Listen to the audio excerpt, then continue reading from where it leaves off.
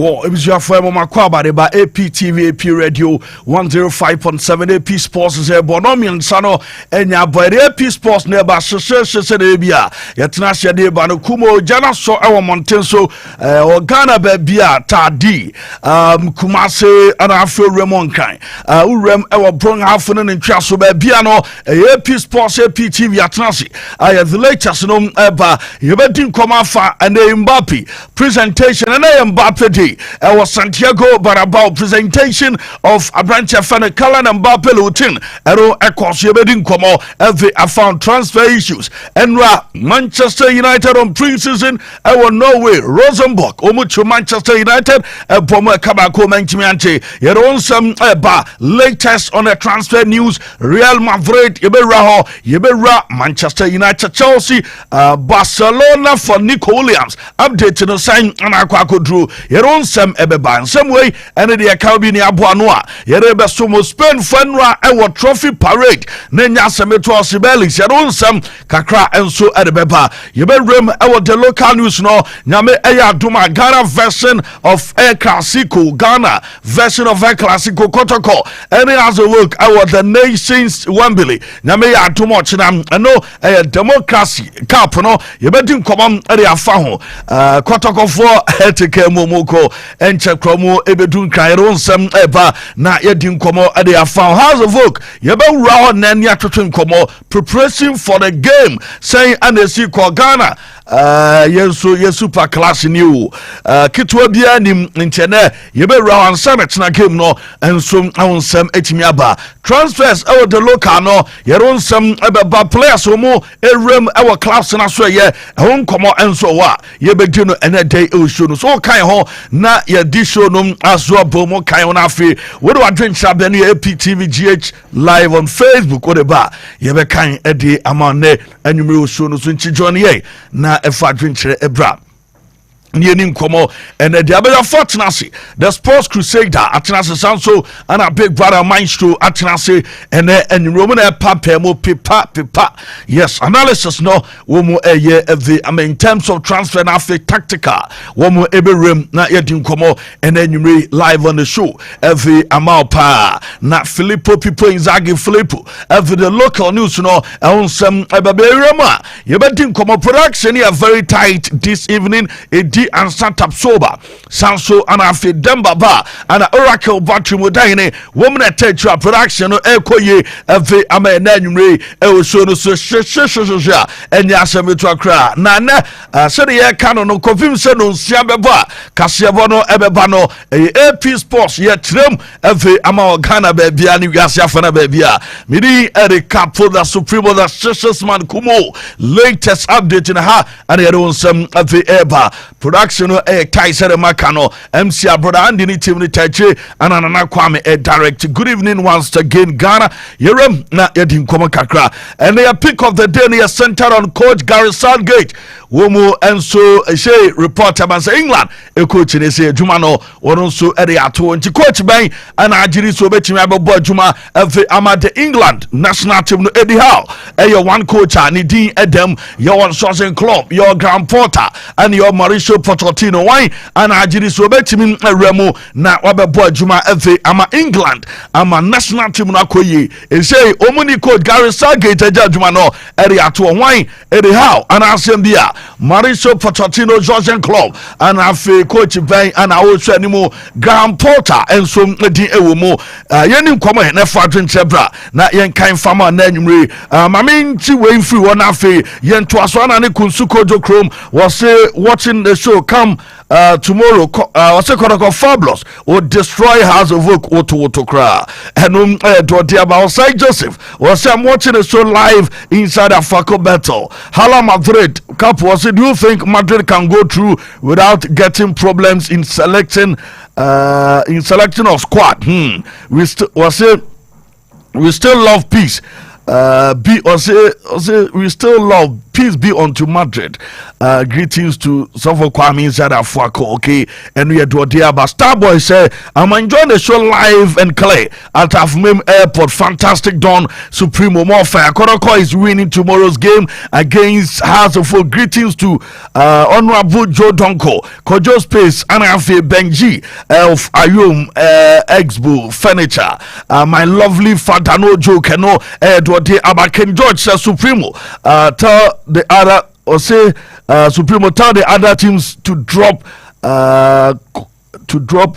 me baby show you know na said me baby the later maybe share no amount and I say Mbappe will destroy Madrid and what the about Dr. Danny Macro Johnson was a fantastic good afternoon to you all. Yeah, also Ada Iman was a good afternoon, Mr. Champion host. I'll say watching the best post show live from Anyan Quanta.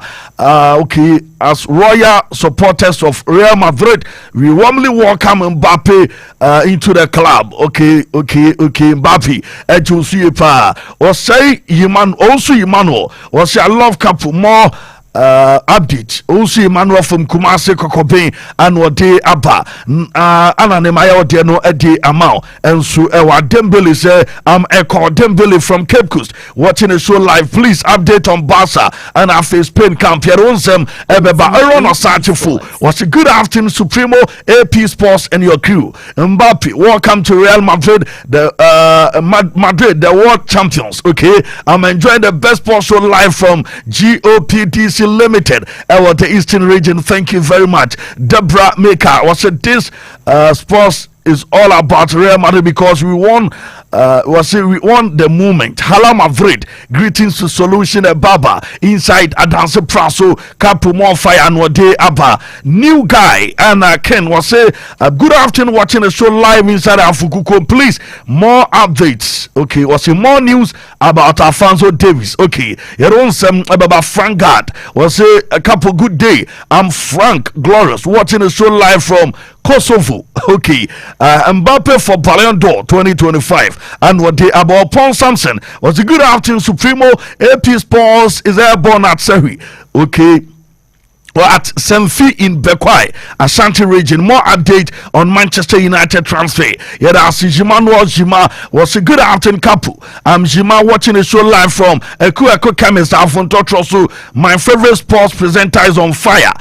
Keep it up. More update on Manchester United transfer. AP Sports. Papa with fire emojis and what they actually joy Japan or say good afternoon please.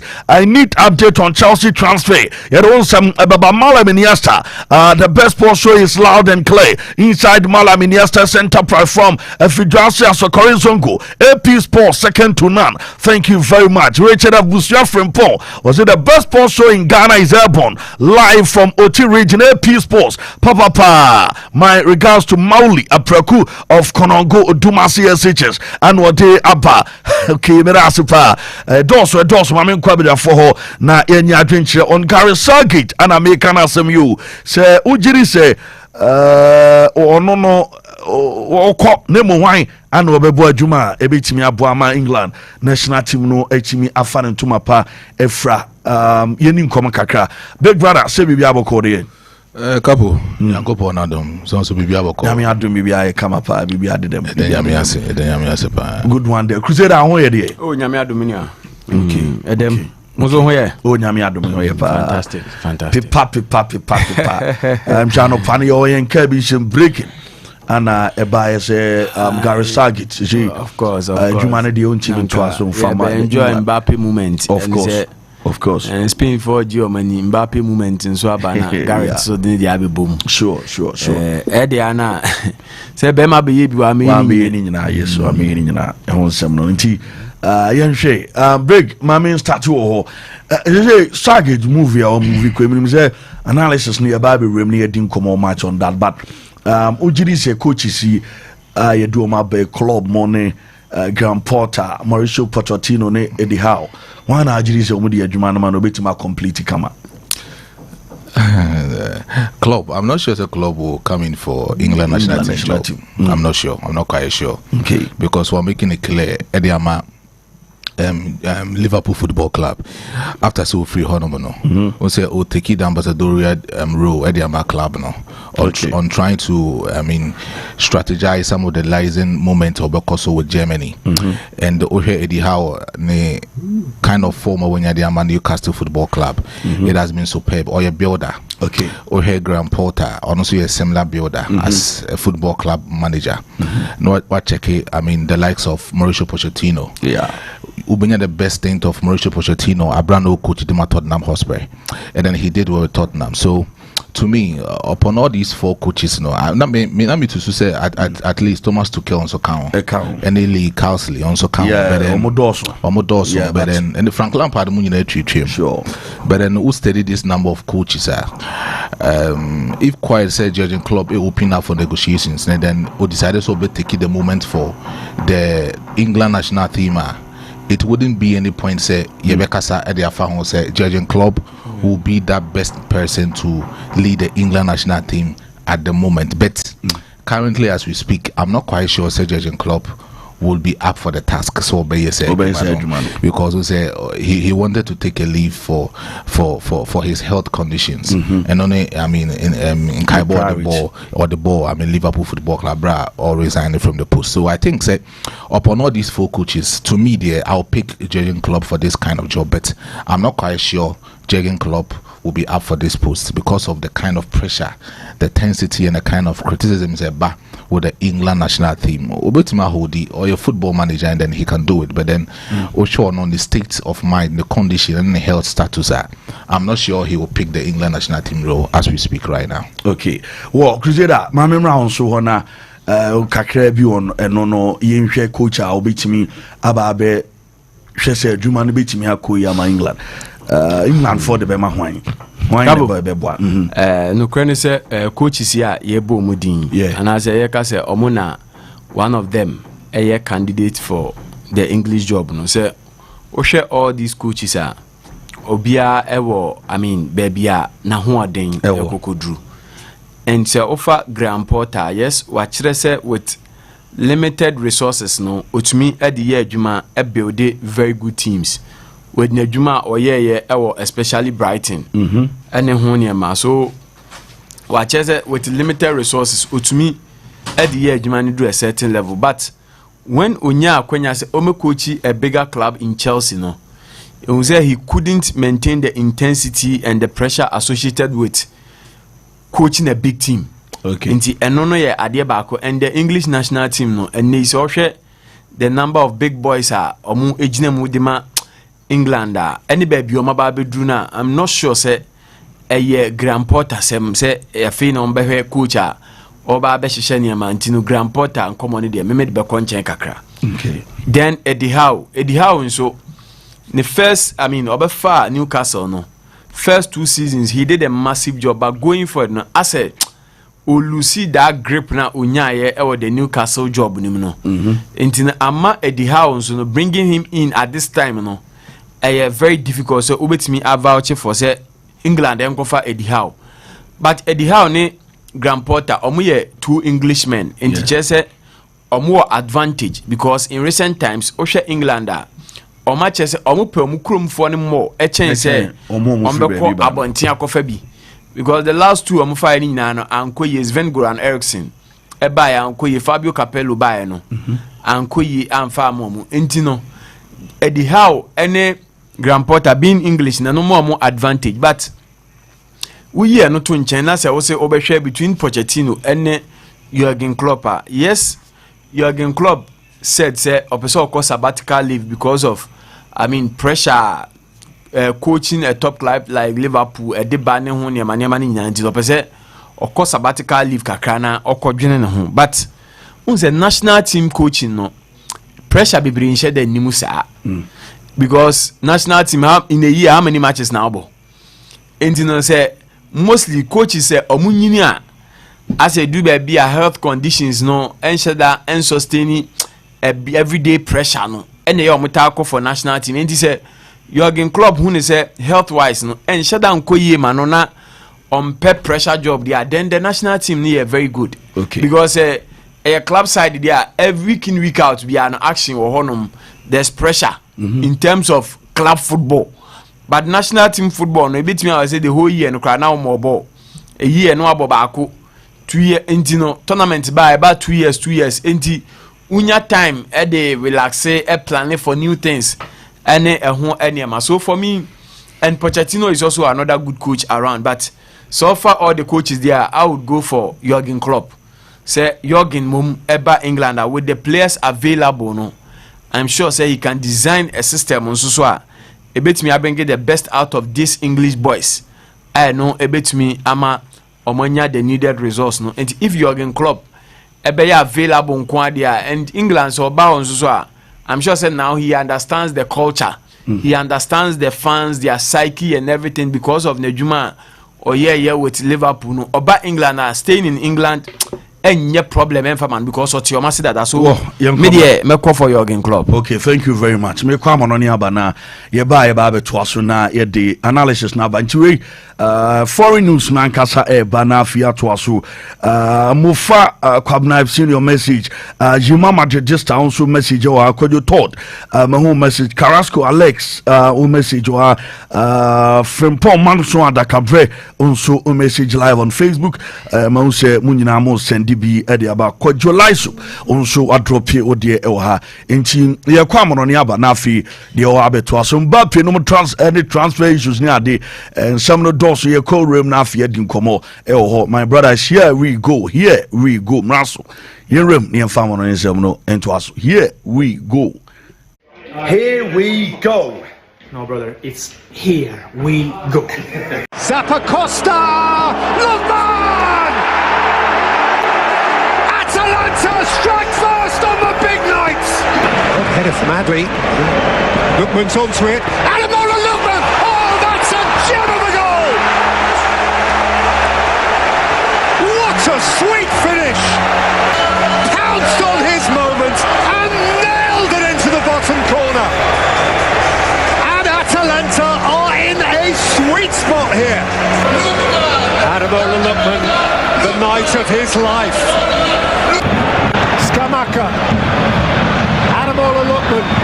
To say day I'm on 7 to aso every MN live on APTV na AP Radio 105.7 latest nyina no live on Facebook or Johnny Team no na Mbappe ani ya start anano pay ana ono so say dem be ka wonsem every church so akokodu Madrid okodu enra ma me video say ni ade de che no and in America ekoso na no pay mo ehwe ne fitness level enti obenya timer na oye ne medical no na afia video na picture no na yansha enti Mbappe anopano ana okoya ne America ne kama ema bia nso kama tema Mbappe na owie na ofi ne hospital ho na ordinary HM baby omoko presentation no enie supporters awodo baya na omoji autograph ede afi Mbappe eho anopi.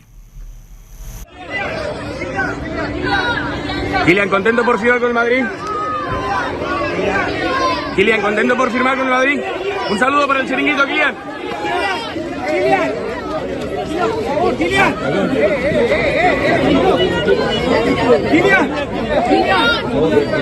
Hablamos de ahí atrás, por favor.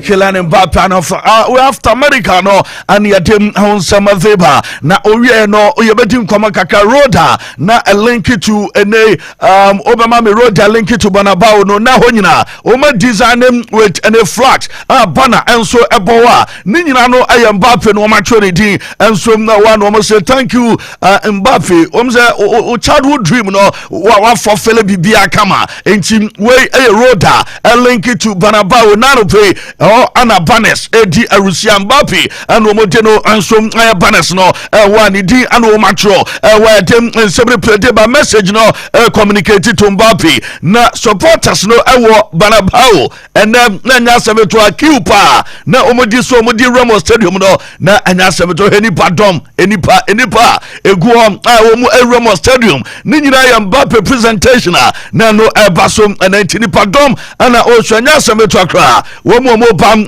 mo ko and so Banabao no Madrid first stadium no dey obwa the whole world obwa Madrid first stadium no one of the best we are seeing na and a reporter benjenwa na se na stadium na chi ana ye bi ama supporters no room and ye don sempi adeba na Mbappe presentation no and no ba so na mom osign mameta my brother osign with the Don Florentino Perez sign the contract no officially na ye ni come sign contract no and some another presentation no and so be sesunti abra na osign any contract no and ye be the amount and no Kylian Mbappe one the Don and Florentino Perez one president Real Madrid eboboko ni atem nsebre predeba na abra umuwie ye na omosanwe ni Zidane and Florentino Perez wo mu ana entabana ba omo di kan ewuramu no stadium ho enti Obama be Zidane and the Don Florentino Perez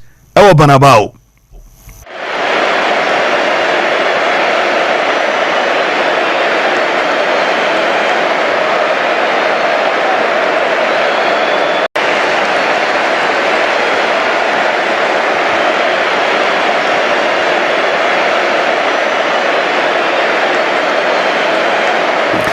Zidane ever no obia boni coat kama Zidane dress it here Zidane and ever Zidane no one and Florentino Perez and the Remo stadium wa ya dem and seven play the Zidane ka ko black and ka bibia be kama na wa body khaki kama and one so the demand Zidane and ya dem sempi one the Don Florentino Perez no na unim sem Mbappe mame and ne papa no musu present by umunye na minim asema na Mbappe mame peso kacha papa no do opreno se tie Mbappe ba yedi tie Mbappe ba yedi eno Mbappe ne mame ene ne papa our stadium before Mbappe baba no mo bonkomo why dem ensem ne predeva the Don Florentino Perez invite Mbappe okojina podium no so ana obodi se ni pantia ye twahia ene dai Kylian Mbappe lutin ntim obo Mbappe di Mbappe ebai.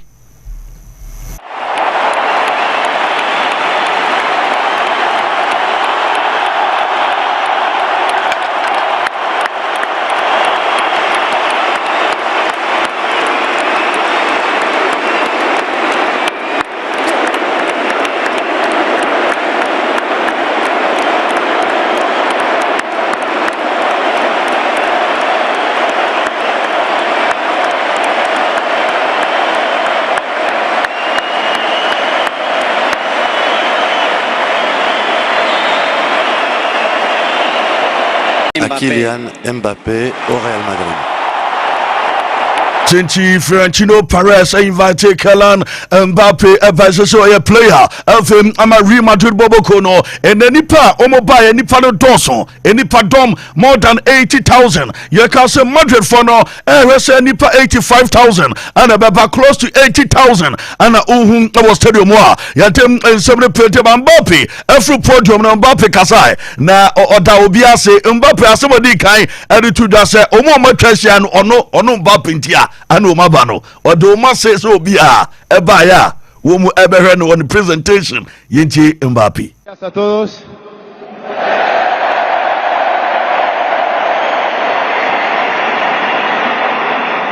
Me voy a intentar hablar en español.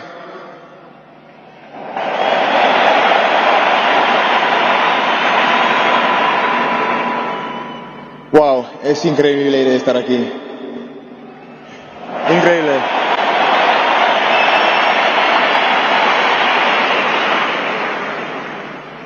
Ha dormido durante muchos años con el sueño de jugar con el Real Madrid y hoy se realiza mi sueño. Soy un chico feliz hoy, muy feliz.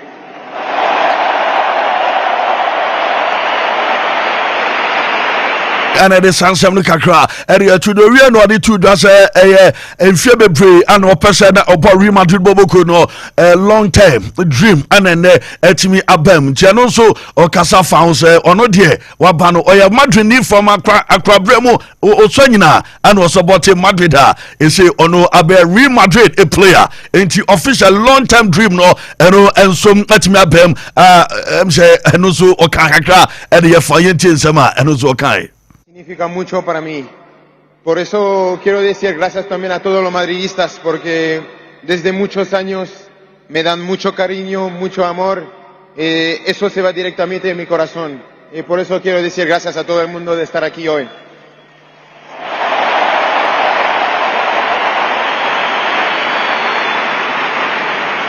Papi presentation only at the one some no every ever live or banava bra or some and another presentation or Kosovian was say or no or Camo Biate said Robert Miaka and it's an life say a Real Madrid do obia obe give video Madrid a dear one the Mubiano de Bama Real Madrid this time and no club or time na do as a oba or did you obiano and some Abama Madrid a Bobo Korean was and Crano or car and Crana Muchian and then was it dream bi o de swade no bi daache ese bebemu a mema ne huda na ono no osu akra ketekete anu oka so babo Madrid bobo ko na ne abam a oye Real Madrid a player enti on the same message no enso emankra obi a otie se o dreamer ema dream ne huda con el sueño vosotros pueden.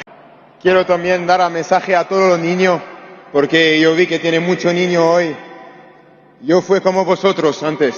Yo tenía un sueño y hoy le realizo. Tengo únicamente un consejo para vosotros. Con la pasión, con el sueño, vosotros pueden realizar todo lo que tú quieres.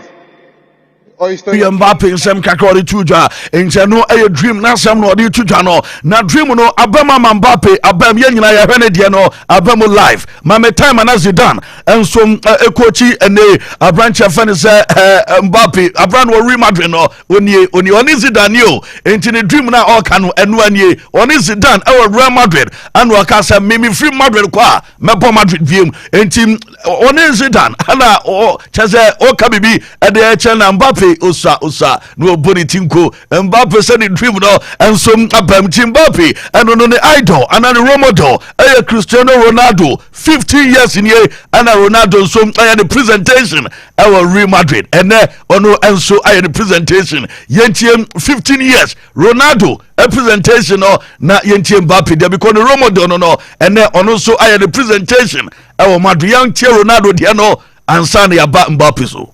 Voy a pedir a todos que digan conmigo, yo voy a contar hasta 3 y decimos todos a la Madrid, ¿vale?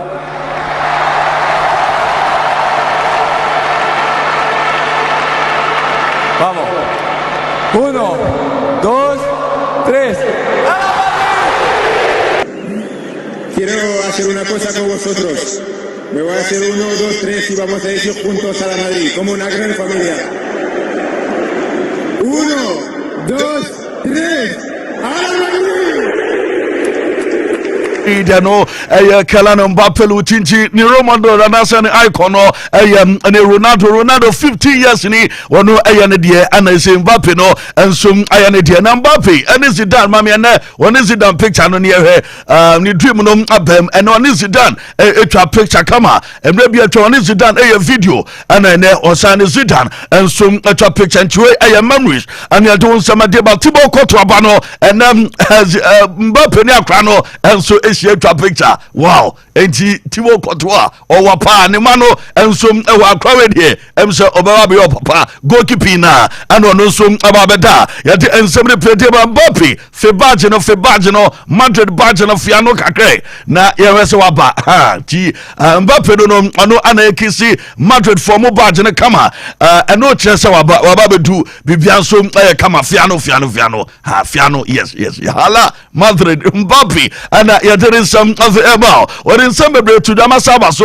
Abba Din Commandemo UEFA team of the tournament and so Abba na team of the tournament na goalkeeper no France na meba Din Comakaka omofa Mark Mignon and omode no edumo womode ene Marco Cucurella by Carl Walker and so William Saliba omofa Manuel Akanji Fabian Ruiz by Rodri womode Dani Olmo and Nico Williams Jamal Musiala and Lamine Yamal woman and a team of the tournament winning UEFA dream the team of the tournament also and in 51 year there's Spain for them Ajawafa because Obenya Rodri Obenya a branch of Fabian Ruiz now when you branch here your friend Danny Omo, woman and a year Jumano Mefootball, Emma in the team of the tournament. Yatim and somebody played the Bagaro Circuit, Yadika Casamanejano, and some in England, Omeria Jumano, and she Osha and Anu player, New Sunum Abai. Nemo report about say Wabo Juma, FM Ama England, 2018 World Cup semi-final, Odui Advema England, 2021 Euro Sunum runners up, and 2022, and also quarter final our World Cup and 2024 and also osa runners up say also adwuma wabobi pa na we coaches and ya to omudin say adwuma no metimi abadi how ya kam the how di ya the Grand Porter ya the Mauricio Pochettino ya Mo Jurgen Klopp ya the Lucas Liaba Thomas Tuchel and Gary O'Neill ya the Pep Guardiola omunyire dim egusu ya te say emubako ebetimi apo adwuma jama England and the na wusha and the retina elba England for no woman start him push it down no at the Grand Porter. Wow, woman say Grand Porter wusha Arsenal Grand Porter and a decay over 40% chance of becoming coach FM England at the how 17% Lee Casley 50 Mauricio Pochettino 11 and Thomas Tuchel 8% and on said the woman FC Arsenal when she head coach is any team Kwanimo Graham Porter and no reporter in Saka na England supporters no after some Omulusu final at the Emma Spain no yebuso mo say coach no mo peno ebi say coach nko ebi say coach ntina na yenche England supporters wo mo enso adwenche wo mo cheye ebi mo say an English manager obi a ofi England obe ya adwuma dem mo mpe wo mo enkofa foreigner enfamra. But now he's tied up, so... A German fan said to us, Jurgen Klopp. No. You're mad if you don't get Jurgen Klopp. No, I prefer an English manager. He plays decent football though. Yeah. It's not a bad chat, it's not the craziest thing I've heard. There's no one that comes to mind, is there you? Well, obviously, I want Pep to be waiting by the phone, but he's not. He's not probably available, the same with Klopp. If it was me, Eddie Howe. I've called it since he was at Bournemouth. Eddie Howe all day long. I think he's one of the favourites to take it. I think he's got the attacking football side of it, and yeah, if Newcastle let him go, I think he'll come in and do a good job. I don't see the FA picking a non-English manager at this stage. I think it'll be a Potter or a Howe. I wouldn't mind Eddie Howe for the job. There's a few other good managers currently without jobs, so we'll see what happens. I don't know who else would come in and do a bit. Near Manchester United, as we know, England for no Omo supporters and adventure and Omo the Abba. Now, Odu EXP na journalist back where fan Mark Ogden Akasa. Now, was say coach Abeboa Jurgen Klopp or no, and Obefa England Jumana be easy at the Amate national team coach Biaba Mwa Yebeti Mark and Sama. What atu Brana and the analysis no, Ekoso GXP and Afi, and some Echenadrinti Mark, Ekasasa, Jurgen Klopp, and Abeboa. Person for the job, and right now, the best person for the job is available is Jurgen Klopp. Now, clearly, he wants a break. I've been told that he wants at least a year out of the game, so that's going to be very hard for them to do. But, you know, Jurgen Klopp transformed Liverpool. He made them a superpower in the game again. He's got a fantastic relationship with his players, an incredible bond with the supporters. The FA should show some ambition. Show the ambition to try and get Jurgen Klopp. Now, he may not want the job. Fine. If he doesn't want the job, at least try and get Jurgen Klopp because he is the best person available. I know, Chumatema GXP and Edim Natuja. Now, Manchester Fanya Lucky. No more Pegari Circuit Pa. No more. Now, Omonim say man no betima reside this time.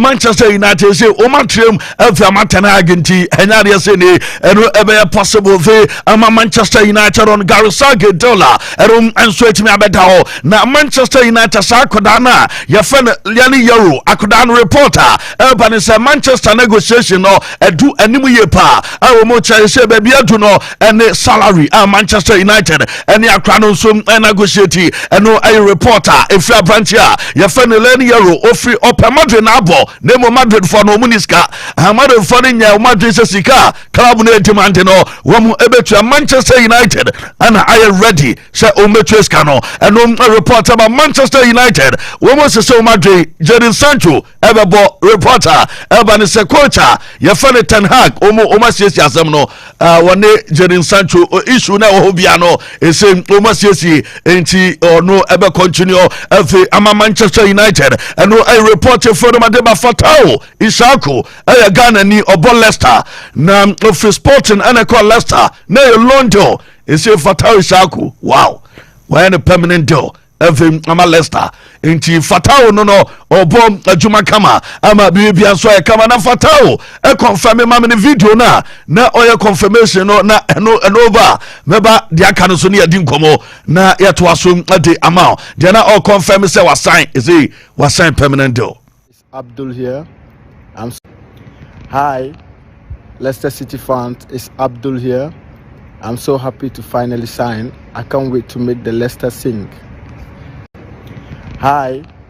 Eno ene Fatao Abdul Shaku and ade sansem we di atuja na yentie no se nani ajepa oba Leicester nyoma koyi ede amano yentie nsem kakra wo de atuja after say o sign do na step fast e wo tamale omu eska kakra wa meba be bon komo kakra ensum afi amabra Philipo ba be di san komo ni nyina na ya to asum ede afi yentie no ensem kakra o de atuja after signing the contract last season. Always feel good when I hear the fans singing my name. I can't wait to see them. I miss them so much. It was one of my best moments in my career for now. It's just getting started. Abdul, you're now officially a Leicester City player. How does it feel to be back after your loan spell last season? Actually, it feels amazing and so good to be back and to focus again for next season. What a season it was as well, to be promoted from the Championship as champions. Just what was it like to play in? For me, it was amazing and it was one of my best moments in my career for now. And I just want to keep going. Yeah, it was a real team effort from the boys, wasn't it, to get over the line and gain that promotion? Teammates and everyone in the club as well is giving energy to the team, and yeah, feels so good. Abdul Fatao Shaku and I'll say what they can to Jana Abdul Fatao say let's start for the Tanumbi no yeah Oma Tanumbi at the Amanito no watch microphone no abra na umu performing in no yinti Fatao Shaku omudi ni dia bonyom.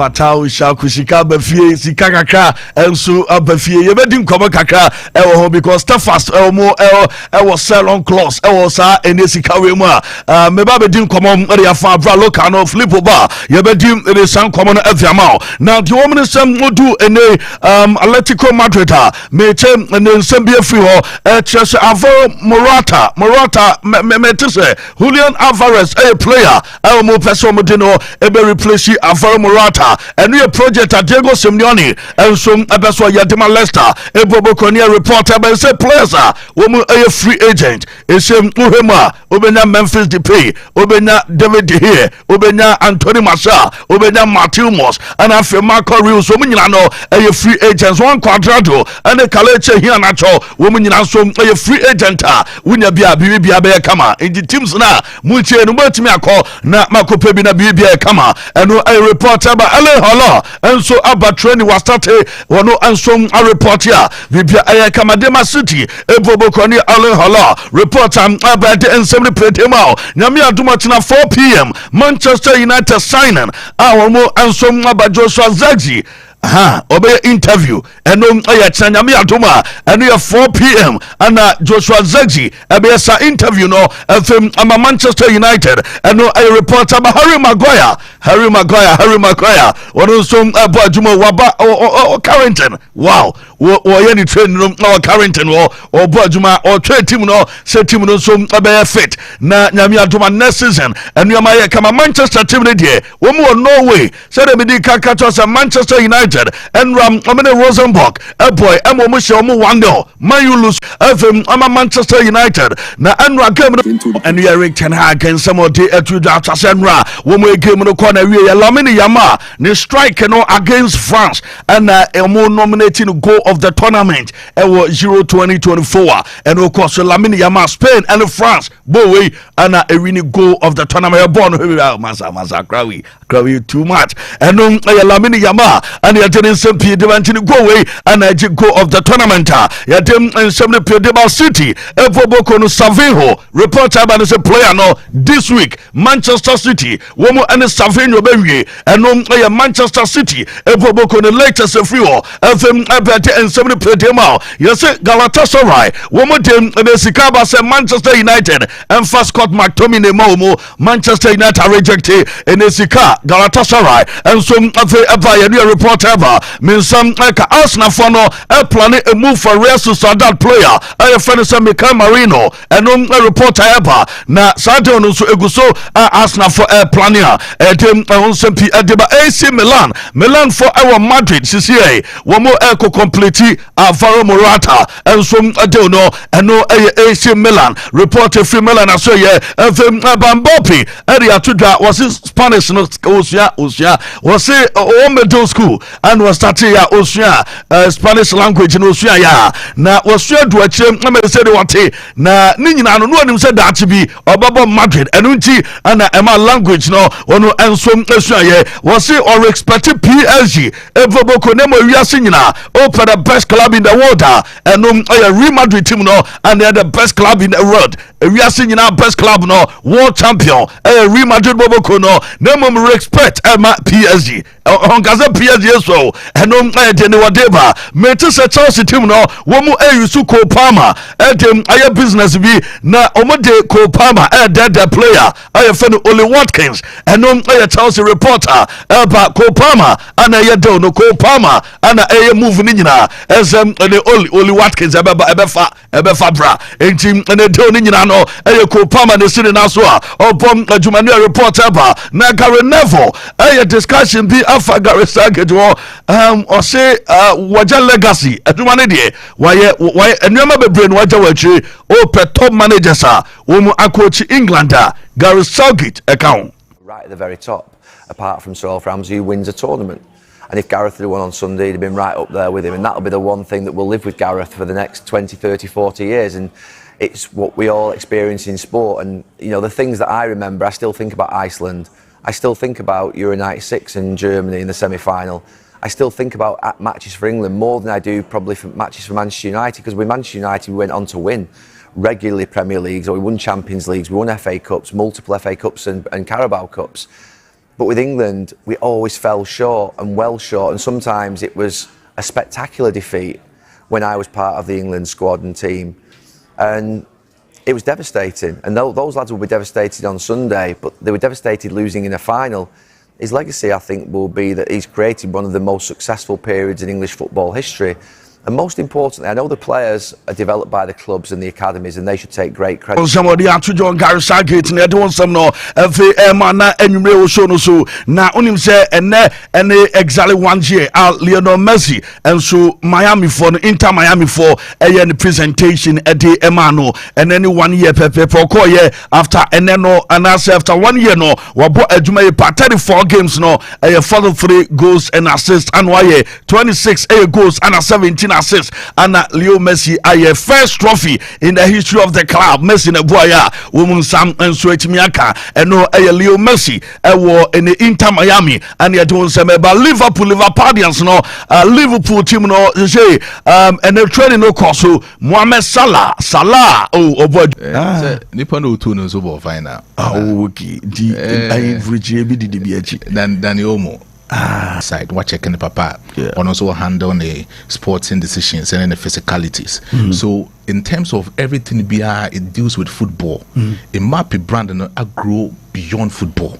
Okay, as we are speaking. And the competition no better title. Mbappe, Vini, Jude. Rodrigo Kranya out. Mbappe excess exposure no outside Europe no. Even that was huge. Right now as we speak, the millennium wages some of the things will go into the American continent even bigger than Cristiano Ronaldo. Whoa, bre, na fi ebechichi mai na yenti the next 20 minutes 20 by 25 na Holland na ye mon komo Europe fa ye fan Mbappe mu ne ye kokoko because ne Madrid for no pe mo na Mbappe and all the worship Kylian Mbappe and Mbappe lutin Holland ejebu na sheshet no ye mon komo na I think say Mbappe trending with the headlines and the captions also across Europe and there was he didn't Hong Kong. Now Mbappe is actually living his dream, and the dream has become a basic reality for him. And as a young boy who sees so Bobo at the age of 7 good years, Nana Mamia who taking the brand's aspect, FNC Faisal Lamari, started or commercialize a whole lot of things that Kylian Mbappe at the age of 7 years. And the papa now also a BPM or Bondi or Parino. Also say the football club by a 100 friends AS Bondi no. Don't see a football could demand that kind of academy no. So at the age of 5 years, no, Shai said, "Oh, Kylian Mbappe, I a professional footballer." So all training within that time, within 5 years to 7 years, Now Faisal Lamari is also most of these legends in the French footballer or behavior in terms of good reputation or more in the French football. One of the basic people were Didier Deschamps, or mentor the side of Kylian Mbappe. Second person was Zinedine Zidane. But Abranton Zinedine Zidane, the exposure and the kind of contributions that were contributed to the French football, he loved Zinedine Zidane at that particular moment in time at the age of 10 years. So Kylian Mbappe, upon free AS Bondi training grounds pay or Conifia or Sony video on Zinedine Zidane they didn't come. At that time, Zidane is also a year Real Madrid Football Club or Academy or Castilla. So at the age of 13 years, in the year 2012, and as it is done making sure say, or best send the invitation for the whole family, including the uncle of Kylian Mbappe, the mother of Kylian Mbappe, and even Kylian Mbappe, or my adopted brother, a friend said Julius Ikombo, or meet me as sending this kind of invitation, Manaba, Spanish, and as Spain, Cromo, Abe Gracie location of Santiago Bernabeu and Vada de Bas. Okay. So at the age of 13 years, I went to go into, the Santiago Bernabeu. Now, Okoye no, Faisal Lamari ne thought that why say on for Kylian Mbappe enko Vada de Bas or enko pray for contract for Real Madrid Football Club Academy no. Name of the Kylian Mbappe enko into Real Madrid Football Club to have the exposure to feel it say if say he wants to play for Real Madrid Football Club in the near future, on working hard towards his dream. So within that particular possible time, Zinedine Zidane is an invitation man by with the whole family be grace the occasion of Real Madrid Football Club boss.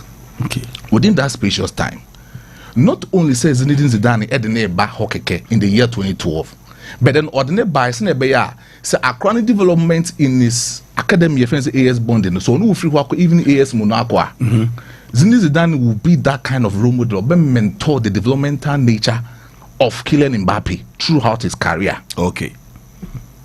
So at that particular possible moment of time, Oko AS Monaco, Zinedine Zidane, the side of Real Madrid Football Club, or coach youth, or mentor Mbappe very well. And then in 2017, boom, AS Monaco thought that the wise one best selling the side of Kylian Mbappe and Monaco PSG Football Club. In the rate of about 160 million euros, about close to 200 million euros, AS Monaco BG free PSG Football Club. The first person to me contacted, Real Madrid Football Club was Zinedine Zidane within the year of 2017. But at that particular possible time, boss, Zidane coach Real Madrid Football Club or what cluster of players are, these players were superstars. So if say Kylian Mbappe Real Madrid Football Club in 2017, I be didn't say Obitima commanded the starting lineup of Real Madrid. Obinya Cristiano Ronaldo, Obinya Karim Benzema, Obinya Gareth Bale, Ubenya Casemiro, you get Toni Kroos, you get these kind of players in terms of football, ball. And these players were superstars on their own, especially Cristiano Ronaldo. Okay. That was the moment that when you mentioned Cristiano Ronaldo, Ubetimia generated the rivalry between Ronaldo and Lionel Messi. So within that particular possible moment in time, Ono Akrano, at the age of just 17 years old, Otimi turning down the proposal of Zinedine Zidane, a shocking Zidane within that particular possible time at the age of 17 years. And before so be 17 years, yeah. Or 15 years, no, so Osuan the Spanish lessons, and also Osuan the Spanish language at the age of just 15 years. To a point free AS Monaco, or training camp, or go straight to the linguistic studies. Zimbabwe Wow. He knew what he was doing. So within that particular possibility, or just 4 years this year, very fluent in the Spanish language. So at that time, no. The moment on Zidane communicates, Zidane is very fluent in the Spanish language. All this Zidane communicates, it was solely on Spanish. It's in the presentation, Yes, excellent. All Spanish, no, European. Or shall say learning lesson at the age of 15 years. So he knew what he was doing. Yeah. Now within the AS Monaco team, before he member into history to PhD within the AS Monaco team. Yeah. One day, AS Monaco, manager the catch up say, Obia youth no, Obia said that Enya no say or you was superstar. Now among crazy one of the few magazines when it comes to say do that particular moment, some magazine be pick stardom no caption and they are to the magazine nature. Okay. At that particular possible time, or choose the Time magazine. And Time magazine no, or show the El Maestro anymore. Wow. Seeing a picture now. So he knew what he was doing. He was a young boy, of which the young boy no, he was so smart and intelligent. In fact, Oko into the school no call he was so smart. The teachers in catch was say Kylian Mbappe was so smart, but then that was 2019. That was 2019. 6th February. Wow. Yes. He was very smart, but then he was rude. That was his problem as a basic player for Nwankasa. Now Oko into PSG Football Club no. Now 2017 was signing good contract with PSG Football Club at the expense of 4 good years. About 4 good years maybe, and I said 3 to 4 years maybe. He need to actually start a new conversation of renewing his contract with PSG Football Club. This is the time Zinedine Zidane also comes into the picture again, trying to convince Kylian Mbappe to come to Real Madrid Football Club. And within that space of time, now Kylian Mbappe was ready to come to Real Madrid Football Club. But then it took a particular movement which was seen as a national movement to stop Kylian Mbappe or being himself Madrid with Kylian Mbappe. Within that time, PSG stage at that time. Stage Mbappe. And was a all it was Sergio Ramos, Kylian Mbappe, Lionel Messi, and I think Hakimi, right? Yeah. Within that time. And it was one of the shocking moments. The whole Florentino Perez on what you Real Madrid Football Club right from the ones in early 2000s or they ban or being to mean country and say no, except Kylian Mbappe or country and say no on Real Madrid Football Club within that particular possible time. But the at the time I know we renewed that contract with PSG Football Club now or signed pre-word contract with Florentino Perez. So at the time Perez catch a Jensen trophy say the door with Kylian Mbappe is closed no boy. No, your back door. No, your back door. No, Kylian Mbappe, I'm a Faisal Amari Akasa. I'm a Faisal Amari must sign a pre-world contract with Real Madrid Football Club. Of which said this season, in Madrid, and I said Kylian Mbappe in team member Real Madrid Football Club and could cheer about 100 million euros. They might Florentino Perez back door. So it was a pre-contract. The side of Kylian Mbappe. Any Florentino Perez must sign. At the time, I know renewing a contract with PSG Football Club. It was a secret contract, just like Luis Figo contract. No, if Florentino Perez signed before, so free Barcelona, about Real Madrid. No. So when you talk about the masterclass and the genuine wisdom and knowledge of Florentino Perez, it cannot be compared to any other president in another football club. No. Yeah.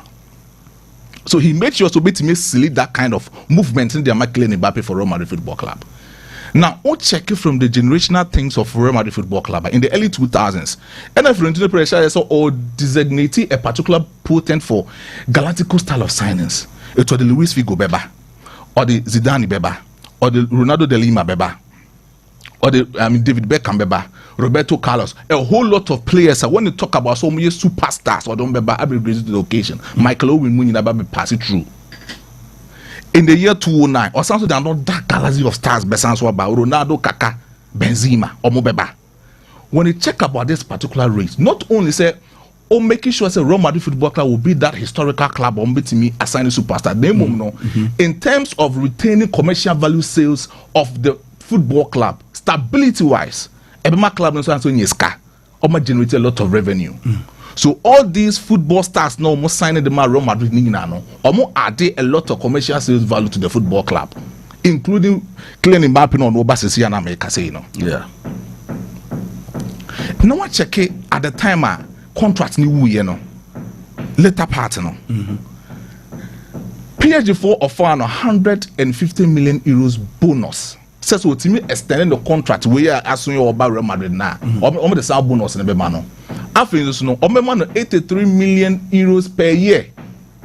No matter what double, I'm 160 million euros per year in PSG Football Club. He rejected it. At the time of renewing the contract in 2021, no, 2022 July, and was sending a good letter to command as a Kalafi, so ultimately to us will be in Fama PSG Football Club. Abroad this particular contract in Bewu, Ediama PSG, no, ultimately to us will be. So in the year 2024, no, ultimately to us. In 2022, and was sending this letter to map the PSG Football Club. It became a big problem between Nasser El-Khelaïfi and Luis Ocampos. Because of say Luis Ocampos, promising Nasser El-Khelaïfi, say we're promising Kylian Mbappé, and Kylian Mbappé is not going to stay. Sorry, Kylian Mbappé is not going to sign for PSG. No, I mean Real Madrid Football Club. Okay. But it turned out to be say no cray. No, yes. So what check it from this particular status? Then you compare the moment of time I met Kylian Mbappé, and that regret nature and say we no also or extend the contract to my PSG within that time. So within that time, promise no the Kylian Mbappé. Say one. Ometo good footballers at the about PSG Football Club no omutimi edini hamo. He wasn't aware of the sign of Lionel Messi. No umpe. Bringing Sergio Ramos to the football club, not Kylian Mbappé impe. Okay. Even with the 150 million bonus, no more promises on the man after so renew the contract and so no. Nasser El-Khelaïfi, any ML of Qatar into me for says can Kylian Mbappé. Up to now, I mean no says can work quarter, Faisal Amari or China or prepare the documents or the court El Paris. So mo first is can man bano. Mo say PSG for. Mo say PSG for no. Hey, of course.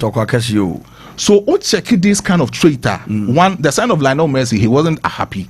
Sergio Ramos, he wasn't happy. He's signing on bonus fees so now man san farmer no. So meaning say renewal of contracts now with the man is much ready. Now both team ya do be bounce on pay. Say no. They made him aware in the renewal of contract and said he will be a co-sporting director in the contract. Okay. Into Obi best so Obi ba he needs to be aware. Okay, good one.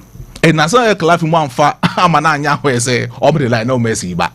Although say it came out in the news, but then omananya aware.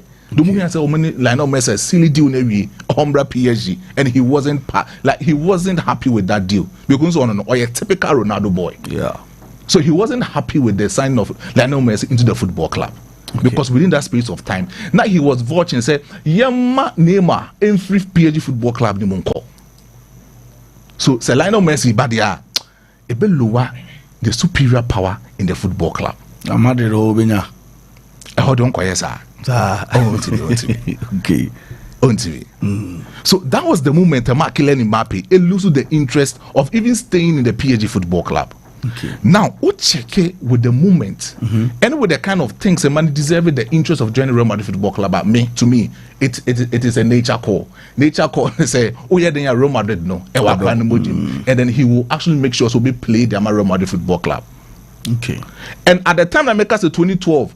Oba, Onya done invitation from Zidane Oba at the side of Santiago Bernabeu, free Bernabeu, or call Chelsea Football Club, or call trials. Chelsea for me amfano. Nema hamne catch Chelsea for say, Akora Omunsheni beam. In the next 10 years to come, he will be a world big superstar. Wow. And now Kylian Mbappe is enjoying that fortune. O check Kylian Mbappe. Them make say Mbappe and then the entourage. Or me a system. They say, o check the business aspect of Kylian Mbappe, but it's so unique. The last time I reading about most of these footballers or business aspects in their life, even off the field, has been so influential, was far back when I'm reading about Cristiano Ronaldo. Okay. But with the kind of proceedings and the kind of things, Faisal Lamari as a communication expert and a brand expert and involving themselves. So outside the field of play, I'm making sure that the brand of Kylian Mbappe wouldn't be limited only in football. No, it's quite unique. Wow. What check about most of these business companies on your look at the Nike company. Nike company, he has developed the Nike company to the extent say, or one class on the company in terms of, producing and promoting the signing of boots. OB, so MSQ TV, Kylian Mbappe there. In a year in American sales, ultimately generating more than 150 million euros in American scene. Or also one particular company, the Zebra Valley. Zebra Valley is not only about promoting the content of sports, entertainment, arts, and technique, and that's a technology. But then that company is also known as promoting and also having a good partnership with the NBA. So look at the exposure of NBA in the American scene. NBA in the American scene, this particular company promoted that right of the NBA. And in a year of sales, it will generate close to $300 million in the US market. And the moment they generated that sales, almost also promoted the popularity of Kylian Mbappe in America. So over there in America market, most of these athletes, and I say omumbo NBA na, and also more footballers are, commercial values, any merchandise, very solid. US market now, Kylian Mbappe is part of them. Right now, I'm in our Casano. Lionel Messi in their topic. Kylian Mbappe is second. Okay. It's nice to say Vinicius Junior or didn't rock NBA was signing them Rock Nation. Remember Lukaku signing them Rock Nation. Almost a lot of sales over there in American market. But Kylian Mbappe, I take that stance in his brand and also in his managerial roles. Never take that first lead among some of these players or more coming up. So Zebra Valley, one particular company in the American market almost generating a lot of sales over there. Then you talk about the NFT fantasy sports. And also America. Okay. So also the NFL collaboration also promoted the essence of Kylian Mbappe. So right now as we speak, although say Madrid for team at about 800,000 shirts at the Kylian Mbappe and they are wow. But there's all also up to the carpet of American market. Now check the NFT, or check the MSQ, or check the Zebra Valley. This Kylian Mbappe market now generate a lot of image right now Real Madrid close to about 23 million euros. And then Kwame no Kase. So it is not only about the football na Kylian Mbappe but they are Real Madrid no. Business aspect. Business aspect. Madrid man is signing on fee 150 million euros. About 50 million euros no budget in a year.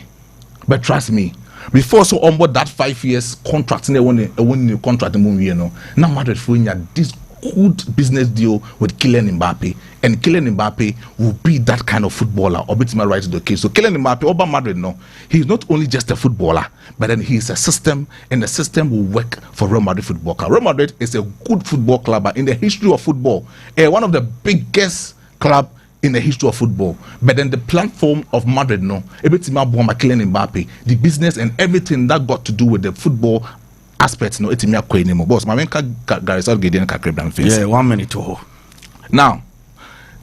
Some of these coaches it's me Betoja, Eddie Howe, Graham Porter, Thomas Tuchel, Lee Castle, Frank Lampard. Yeah.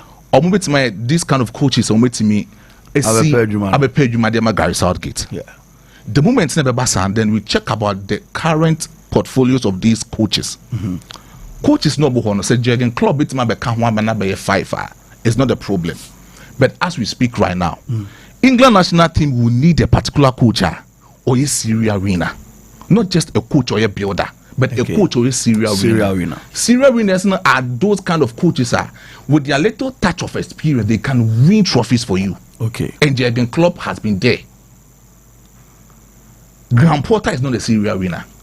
Eddie Howe is not a serial winner.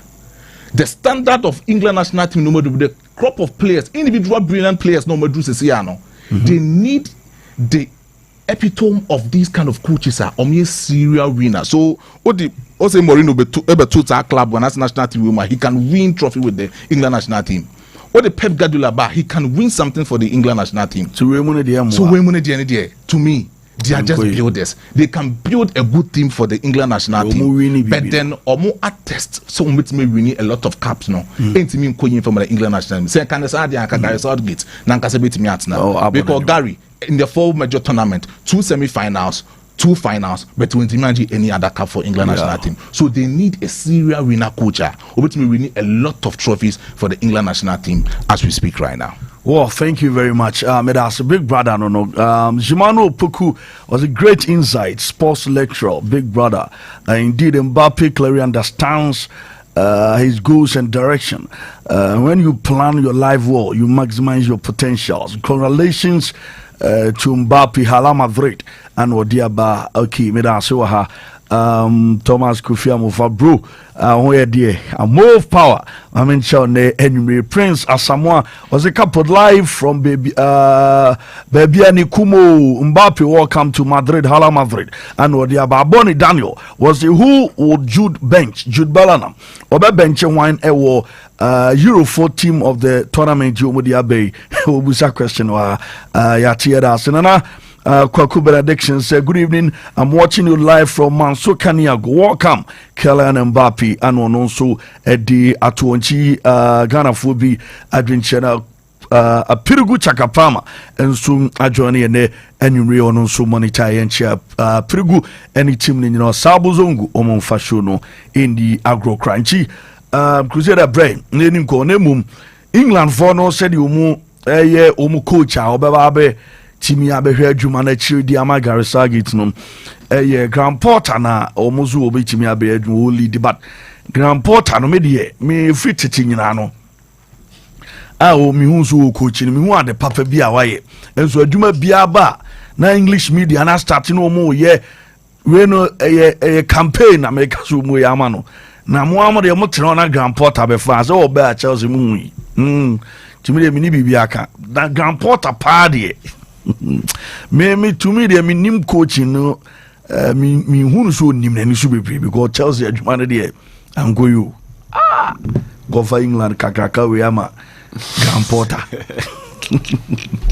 what a go day Crusader Grand Porter no there they were and now English media no almost started on the LED 40% of being the coach dem England is anuama no campaign do be but omon pe obi timi aye adwuma no Capo ma be now say that I know Porter was now can emissary but Porter no dey me nyini ni Graham when you Mr. Graham when you Mr. Graham ni coaches ni na wona me nyini ni omo list na aye bobo Graham na nyini ni kra go mo fa mai ba Capo the woman say unse every wise person bia no understands the meaning of time and Obiana or your wise Biano knows when to notice the end is near. Okay.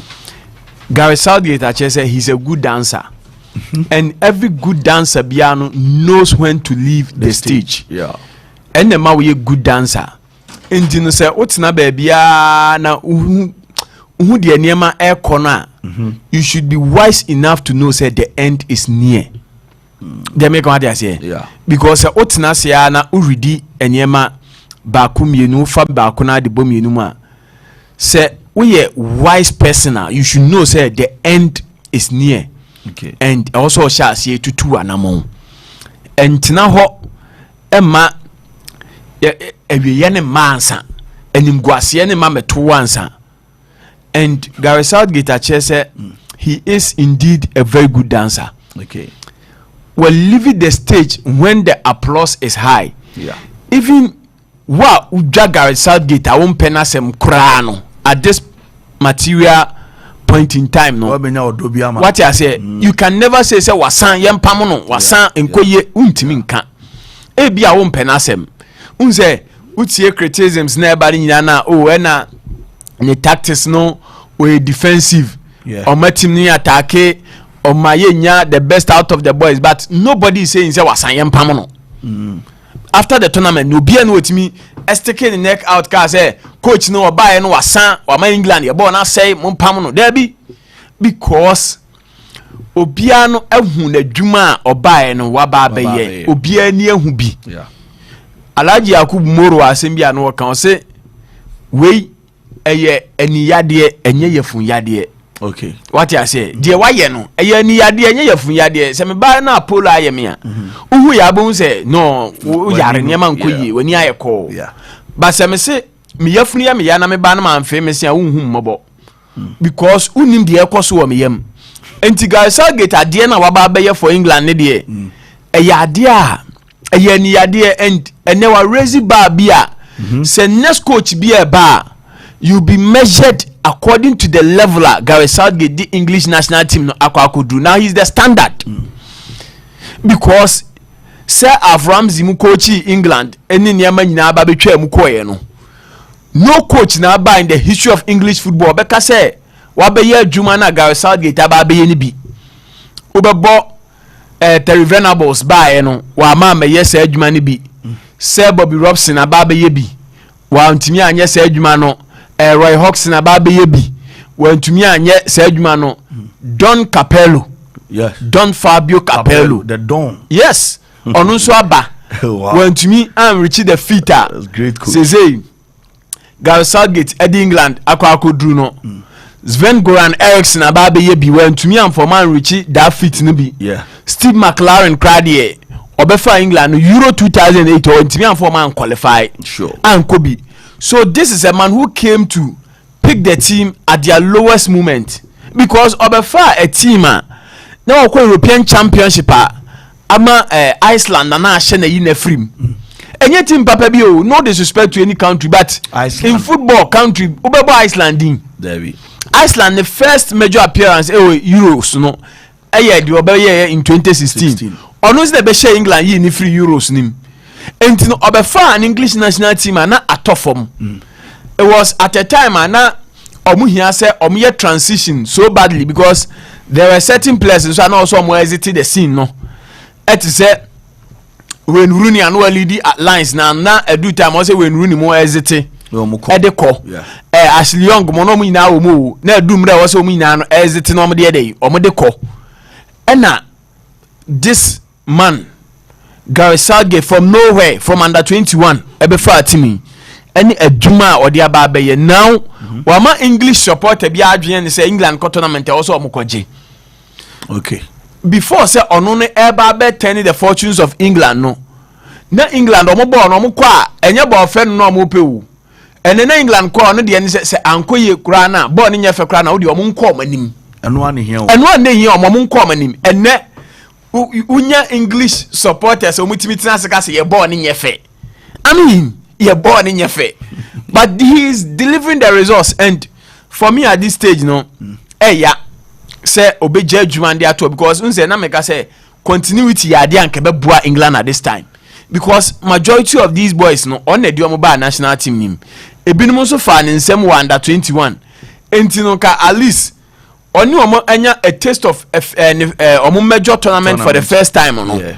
And going forward no betimi the omo san so aba be board the 2026 no yeah. And even 2028 kra no so betimi the omo ba baby but he has decided say at this stage he wants to be a very good dancer on person obe take that risk and say let me go for the next one no anko yi a be we ni e ba be pam to there onu ankasa walk away and I'm sure say he's walking away with his head high onama obetimi apagya niti aka say yes indeed onu so bae no wa be ye adwuma and say enei when we are talking about coaching the English national team he's a standard I refer to. So for me a very good decision for him at this stage and the next job will be me sure say it's going to be a very big one because now what the top class coaches ni be whether upe wumpe senya club football krana any national team biana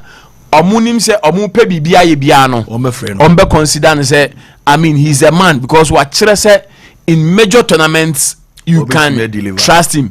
France who AJ World Cup near the adi nyina no born enye fewu so wahwe France team na born na Didier Deschamps de omo born enye fewu, but he's delivering the results, and that is what England needed. So now they need a coach at least also betimi take you to the next step. Any can say the next managerial appointment no e be another experiment, because baby no mu gina no mu hia coach bi a odesa obe build a new ceiling e dia momo unse ne bia England was some mental blockage bi. Yeah. So omo come major tournament a omo shia any big nation bia na no omo falter. This time manager no aba be change sa narrative no enti ene wa page omo do a certain level say ye kwa ye nso etimi do final ne bia nso ye ko ne ye shia a big nation a yetumi ne bo etumi share e de kwa yanim. So that is the level aba be page omo Edioma Babedu say UEFA Nations League cross Eddie Ted. Yeah. No, he's done an amazing job with the English national team, of which going forward, what will be piano, a Jumani a big task, and a dawanim, a de Babefano. Who says, oh, confer Jumani da for moi, a year nyading. Because expectations are from. So, confer Jumana the standard no. Sura a pressure womb. You need a lot of hard work. And this is no be a build platform between our walk far. A juma but said the form now walk far, so you'll be measured according to your standard. Yeah. But we know Obina build it. And now walk find anytime piano. You do compare a nipana or build it platform now war to us. Entino. A mania dice the man any coach biana at this stage or be for the English job no. So maybe enka England for mimenya they should go for a big manager be on also about some clout ni some ego bi bede ebeba eno ne yade a ebeboa team going forward ene eho enema. So say Jurgen Klopp nkomo ne betimi akoyie dia, he's the perfect man because he knows the English team onimomo, because England they watna onum. Yeah. Even Thomas Tuchel crown nye bad. So man nya club no munya Tuchel so another very good manager who is available. And I understand say Tuchel crown they were much more interested saying Jurgen Klopp. Yeah, on the crowd was show interest. Of course, yeah. And Senka and yes Jose akwakofa Fenerbahce he was another candidate. Been for Jose. Exactly, he was another candidate. Correct job for Jose. Of course, and wow. I'm sure say there between Thomas Tuchel and Jurgen Klopp, even Pochettino, they should consider these three. No munjai say chincha yakofa English. It is not about English. Ebi na Brazil aya say omho kire wo mo no. Unse Brazil for no are trying say chinchina na they will go with a Brazilian. Enuntino they are not getting it right and omo air suffer. Brazil omo pe Brazilian say on be try so on be fa Don Carlo dinako. Yeah. O guys say Brazil kwaso on be ka say kwakofa Don Carlo. There be because they know say baby adu no mo share the crop of Brazilian coaches now. Omo share that nya de yes and so share the current crop of English coaches now. Omo share that any top levels. I mean ka so omo nya de. But in terms of level there Tuchel ne Klopp mo level no enye bi near the how ne Graham Potter mo until they should look beyond just appointing obi because or your English no mo share track record any competence enu mom ya de a ebetimi e de abo. But Gareth Southgate works with his head high. Won penasem kura no a you can never say oba England no why failure there be oba England no ne job no do one win trophy, but he's been a successful manager with the Three Lions. Then Kylian Mbappe, obviously, and he's the talk of town.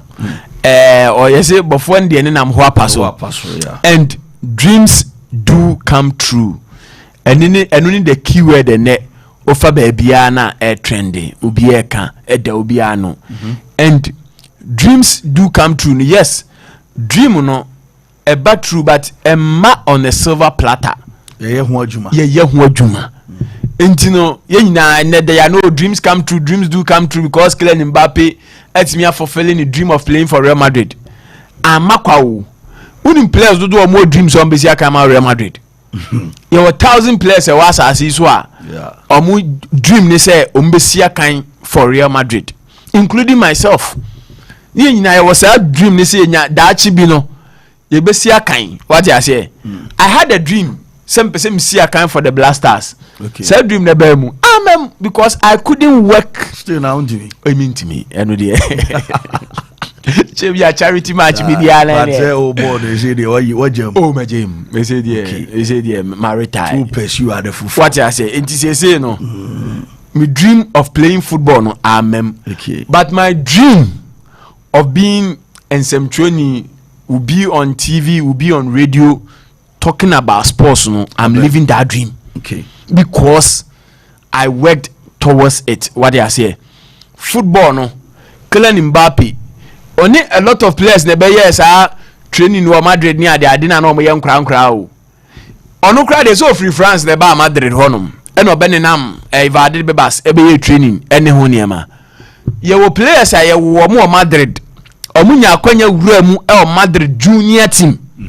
but we nya akwanya amebo senior team ni bi enti no nya just dream come true no keke you might have the dream but work towards that dream and that is exactly what Kylian Mbappe has done and yield the results at the man on all in interview now about even the Spanish language now say middle school was of course one day over Madrid of course at the age of 10 years he was preparing himself say he wants to play for Real Madrid and that dream you know because of performance and consistency playing at the highest level and you know Kylian Mbappe enya dream no or the effort shemu because also ni dem na or the Cristiano Ronaldo when Real Madrid am image satitare honum as a young boy not honum no he had one focus there be opeso dey or yet say Cristiano Ronaldo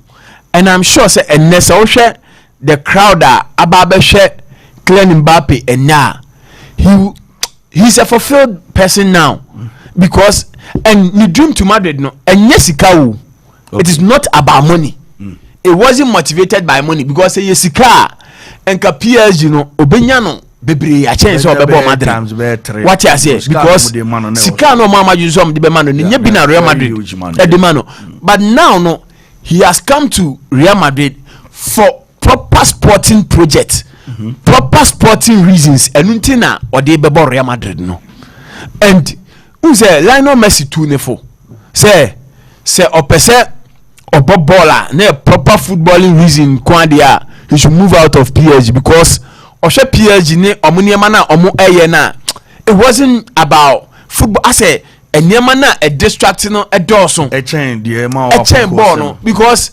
PSG no I say the unnecessary stuff no eye more and now no I'm sure say Kylian Mbappe at Madrid people talk about or ego or I mean boss in this animal. That is the character that didn't do baby awaduru no. So only that kind of ego no self belief na and continue do baby awababe duru no. And you know at Madrid he is going into a team I'm sure say now he knows very well say the task no is much bigger than the na PSG because they say no at Madrid Kylian Mbappe kono mo La Liga obi abaka say dey no why.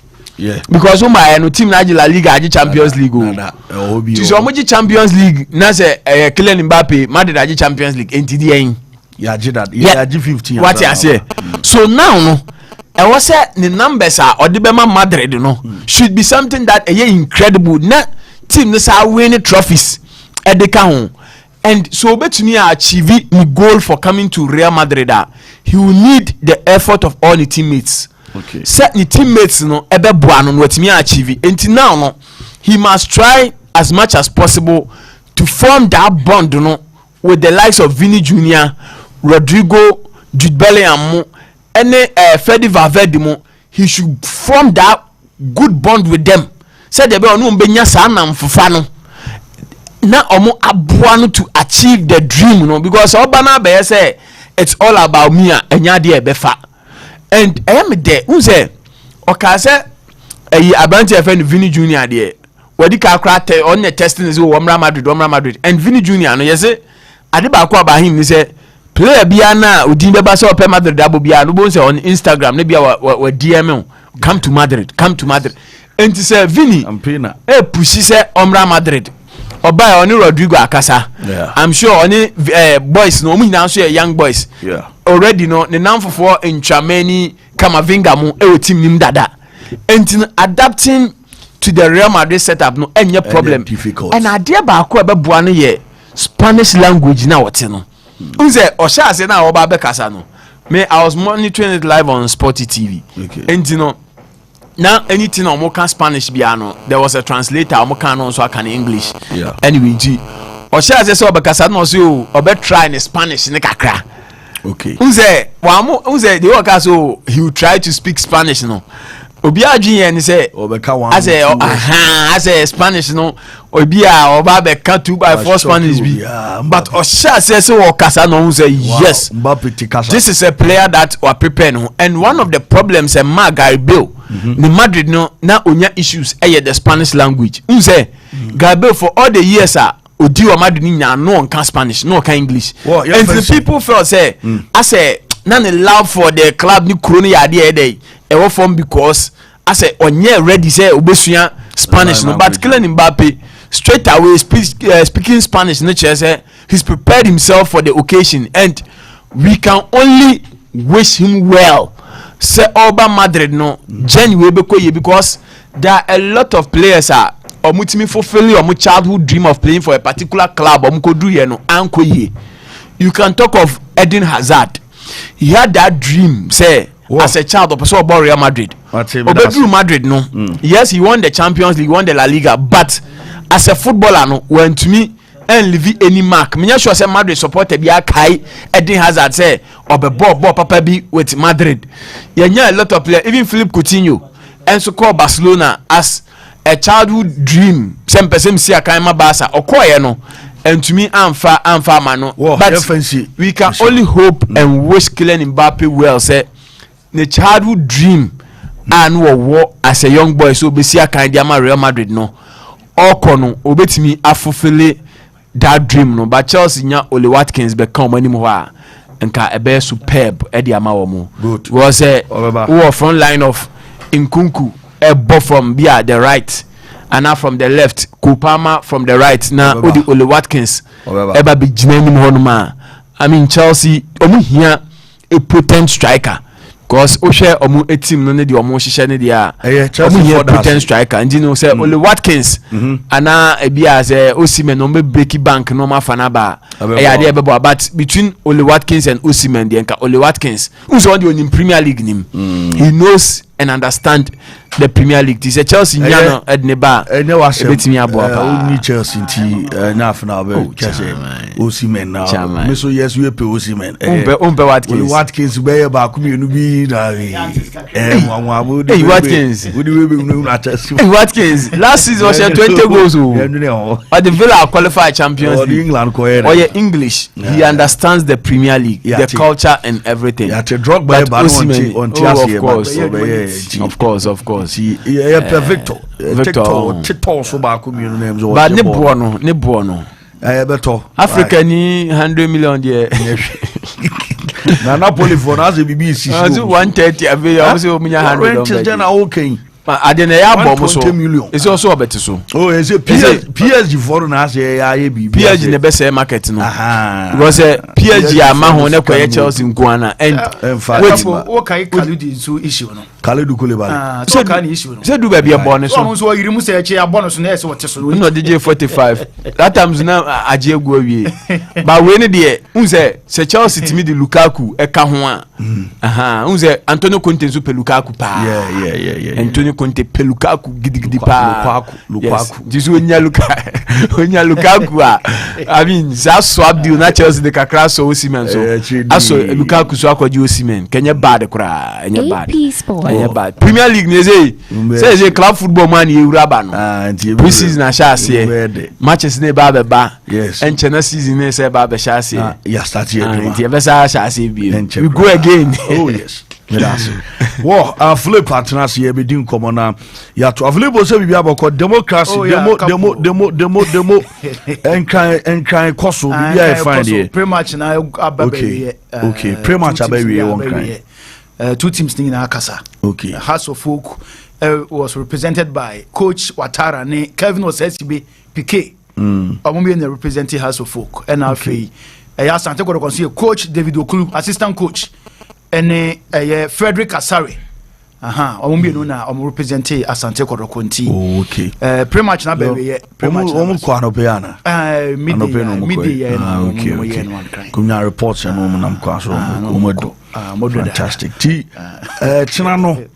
Kotoko vanya omo 11 no Kotoko there do was players no difficulties kakra obviously because players omo koye no and omo buy na say Okulu mumu na players na for some training ground ti I think say China obe play a major role say obe play major role in the selection of the players because na players na say coach koye surgery na almost 11 as I okay never say almost ba go be China na no but omakodua kan de nya nwumrege arrive out so be do nwumre ye China say on qualify for game so we a friendly game na me say we a player already you are with the team and ebia wakọ ba bi na wo ba dia so kai don bo days no wotimi tu kwan obeduru enra na enne no ogina mo bo against Asante Kotoko so we no so test game the player na ba ya no mo gini di player wa to na enye trials no be there enye bad but ontimi nya starter ebia obetimi nya some few minutes about in the second half ko matizu mu so be ba na achina no ko achina de Emmanuel Antwim ne Elvis Che Bafo wuche ma na be bo game no o ma na be bo any baba ya mo players na kakra na ka ho no ne kakra bi a omudi kan ba as entemo no be blend ye na o ma na be shase na Frederick Asare mo ma has so what is saying has wo no has issue no the mate mi rush to the as Linda kwa betimesi akan ni bi china yes ansa no akọ Obola sawa the big studio be 5-10 minutes ago Pobiman ho the meeting to Pobiman say Linda base ma bo game ni bi china and sana finally what take you off etimi akọ enti no ye the free kevo ye breku egusu breki mama and one say has so there I say omo nche down for players no do moto transfer ni mai okay enti Rafa Amponsa mo Martin Kakarimo players ni na ho David Opanfra ne Kevin Osesi be PK mu nyina e wo ho a yebetimi so omo ya available for selection nti ye hwe say has what there omo so news are there but the iron say ye betwetwem komo kakra on kan yes ye team news kakra from house will come na ye hwe omo Oma humbo abo omudi erem na emu sere nuama ABC akode afanti ye hwese bibia betimi aye fine ho na ye dim komode afa ho na before say bia betum na press conference na senso na House of Folk supporters na Asante Kotoko supporters Jamano de MZ e chana ye besu won kan pa anti e din drop ye Jamani bi mayen House ne Kotoko supporters kakra na omu pm e ye press conference na se no Jamani wom kakra nti momo ye hit kakra na afi ye momo de ase be wuram na ye ne mpanyfo ni nkomo e wa homa no so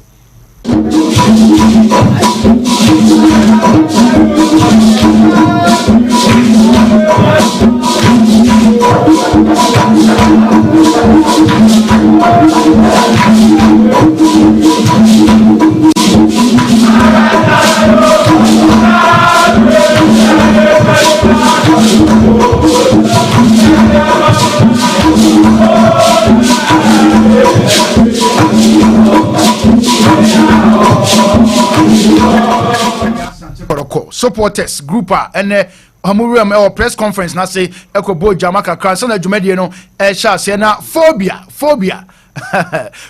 so kakra bi na omo heda no so bebresa na awie na so omo ya adwuma kakra e pre-match na say ene awie won kran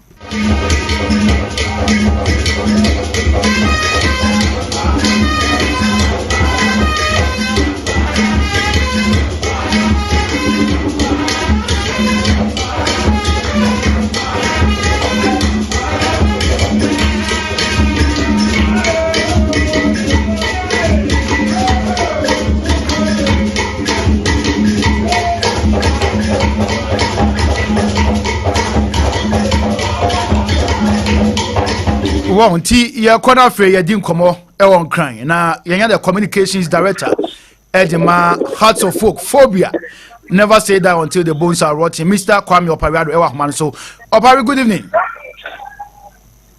Hello? Your Opari Minka, good evening. Yeah, Mr. Moga. Ya gidi se mo ho ye won kran. What's that? Me say ya gidi se mo ho ye e won kran.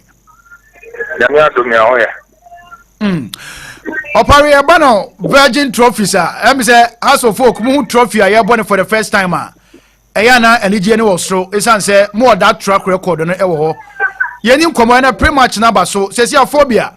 My preparations are more year ahead of China, the big game at Airbus to the Democracy Cup. Send it here.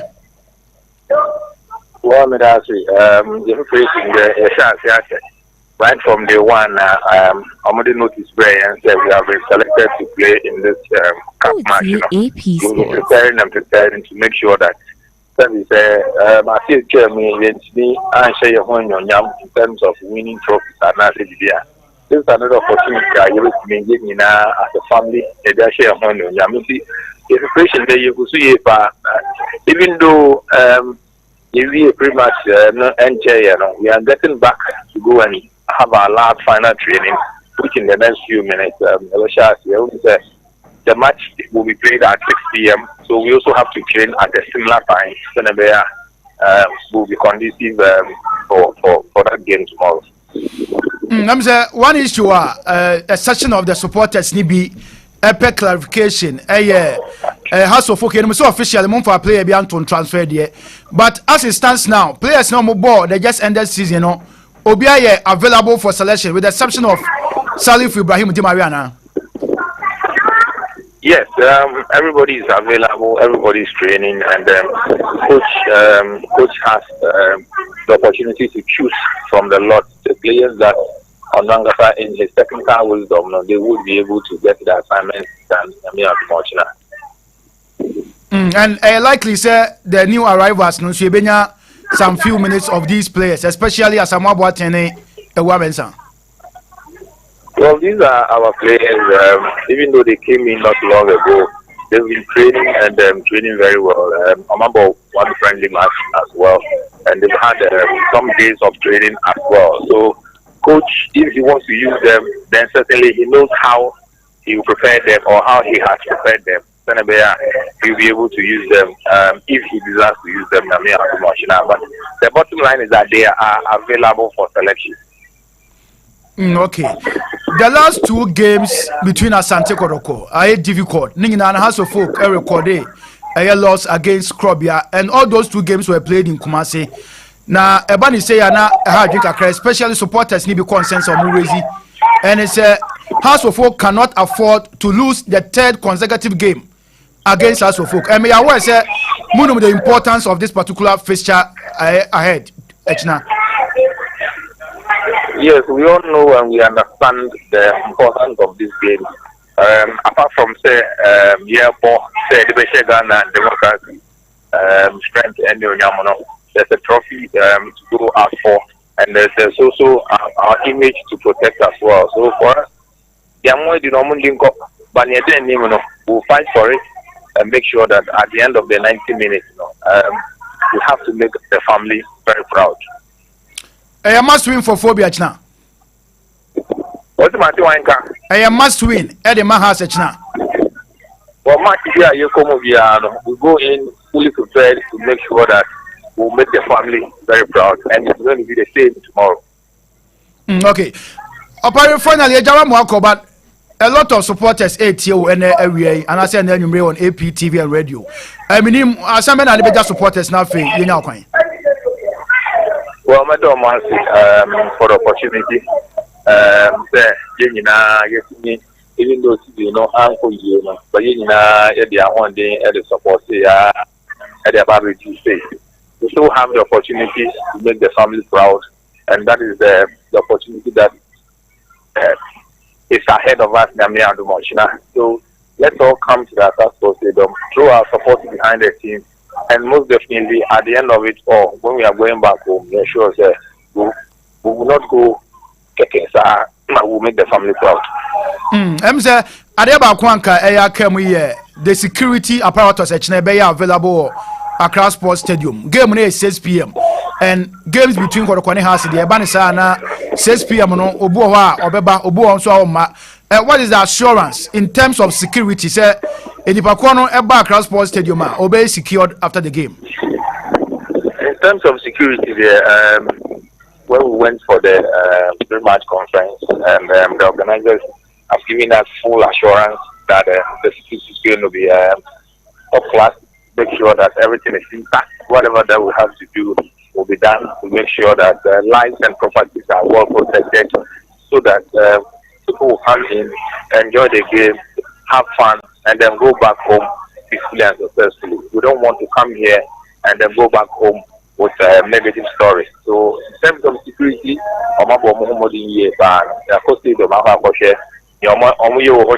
everything is on point, and we believe that shouldn't have any fear. We will come, enjoy the game, and go back home peacefully. Okay, opare and then you may ever say AP TV na AP radio so on yedin komo. Okay, Mr. Medal.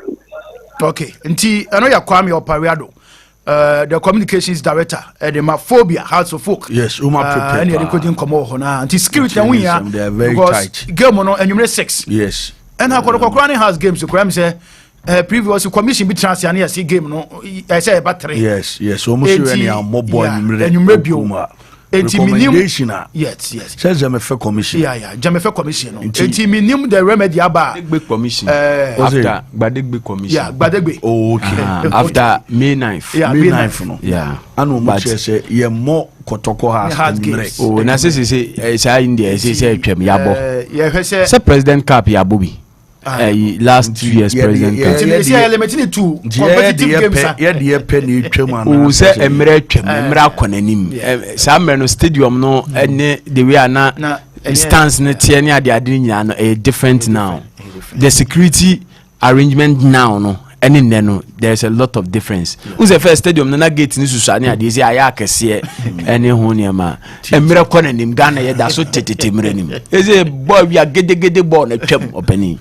Yamanumre, we are gede born supporters ground. Until we need to move forward. Until we see a mentality as supporters as recommendation. Yeah. Commission or the abase due to say ni who are so ma we see if na ko yenye bibie de. Nyemo ho ban. Enti say aye BBC SS aban no se wan no mo so mo sa aba. At the counter, you provide facility. It may accommodate security personnel, sir, and which me have a handle games in the camera. Your conscience, camera. You can say I'm rasem now, but you say no. You say your society no so. Maybe the moons ya progressive akwayenim atraho. After 21 years, we are still dwelling in the past. 20 years old. 23 years on. Another commission. As I say, when you fast support, fast supporters and that's a chroma no emrebi omo be kwa na so be she bia no man say twem nya sa se fa aban ho de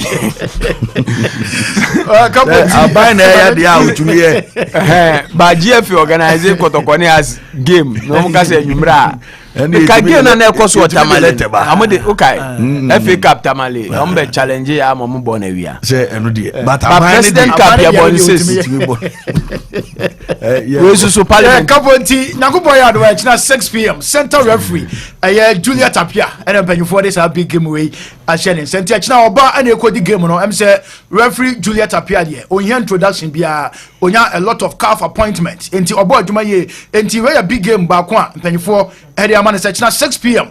Onko German for on trial na on hwese game no ebetimi aye kama enti no ensama e free democracy cup no mo enso edeba ena nwumre a enya asenketo akwanti ye no parade nkomo krobia enso aso ye enso utie ensama David Okulo enso di tudwa o se ye no kre se enya de a eye kotoko ashe House of Folk ato aso 3 times ena afi kran so no eba the Virgin Trophies a House of Folk e track record nemom omo ogidie ye pa se we no a different team afi no mo hwehwe enti echina on betima hye House of Folk na bibia timakoye e de ama krobia asante gorokobo bukonte no ensama ifuro ba nemo echina curtain raiser no the legislature the parliamentarians omone ex Black Stars players enti echari ankade emze curtain raiser no ebe efe crouch in the main game no na o hwese bia minyae o na me hwese listen parliamentarians na ira I finish Oh, list. I'm listening to her.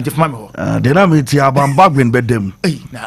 Samuel Bujinapo.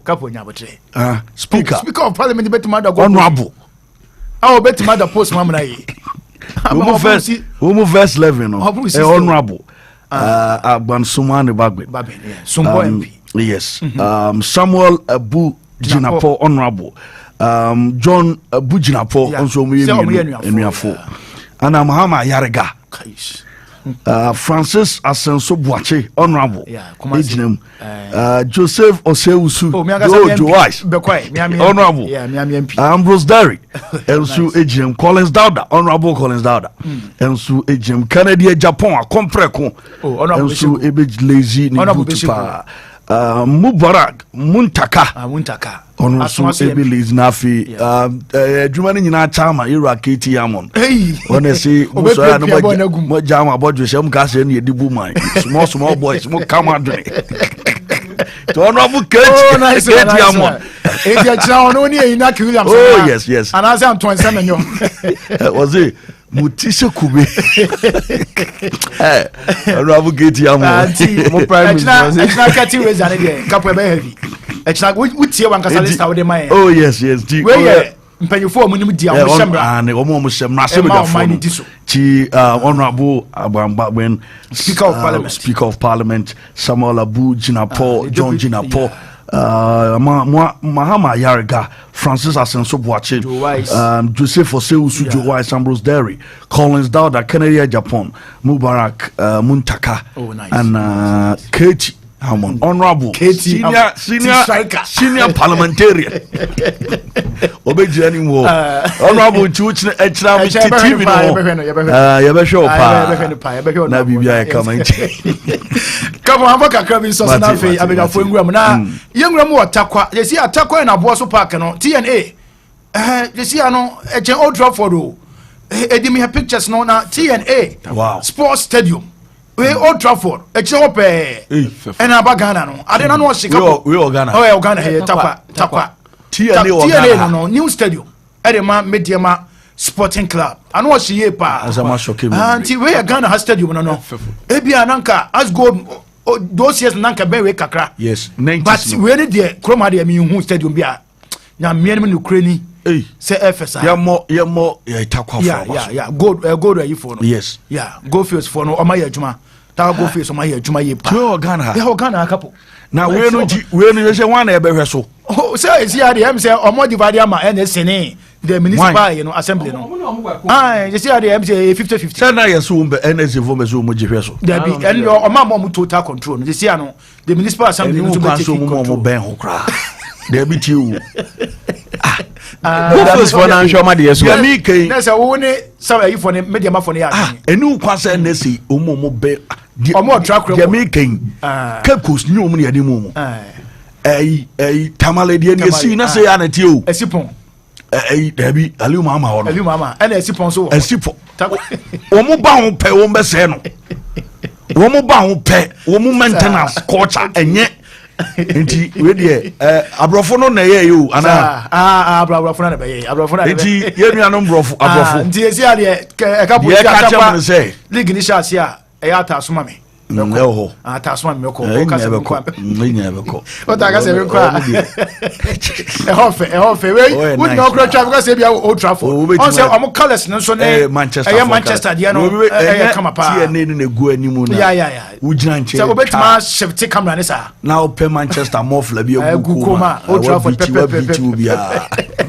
Capo me ko na the good news and it's Majid Asmiro I extend the contract Ediama team from Anderlecht for additional 3 years until 2027 and Majid a contract in ebe we e wan Anderlecht until mon drop Majid the first interview am I na in 30 seconds na fe yen sorry na abeja fonwem en fa de aka na ento aso.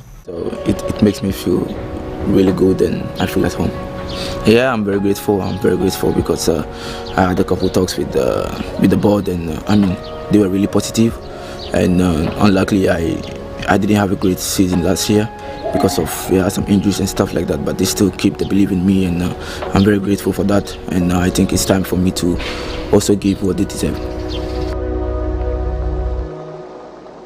no, I was so happy. Say, I see, I was trying in our Togo. Now, I see last season, MC Praha and Kakra. Now, I did about Kwame and Yajane say club who are bona Capo who prepare. Now, I think some contract extension. A problem. Let's say no Chelsea club no GD. Yeah. It was a subsequent seasons now, 3 years now. Or by no way, Jumadin, Ediama, and Talent. Capo, my friends, I feel when you Martina with your form, Medasi Panimum. You can say Fatao Ishaku. Yeah, Fatao Ishaku. Step fast for no 17 million. And a free move for the deal. The deal, permanent deal, Leicester. No. So was our step fast for no. Even 7.9 million euros. Step fast. A free step fast. Every division one club. I was the grassroom could division 2. Oh, northern region. Yeah. In Chicago, a good business. Wow. Uma debut $7.9 million. Manza. Born the only sky be. That's it. Philipo, Bedasi, I want 17. But I former Trans big brother Transna, Crusader and so at Transna for year 20. Steadfast FC 4 receiving 7.9 million euros after Leicester City. It was 17 million.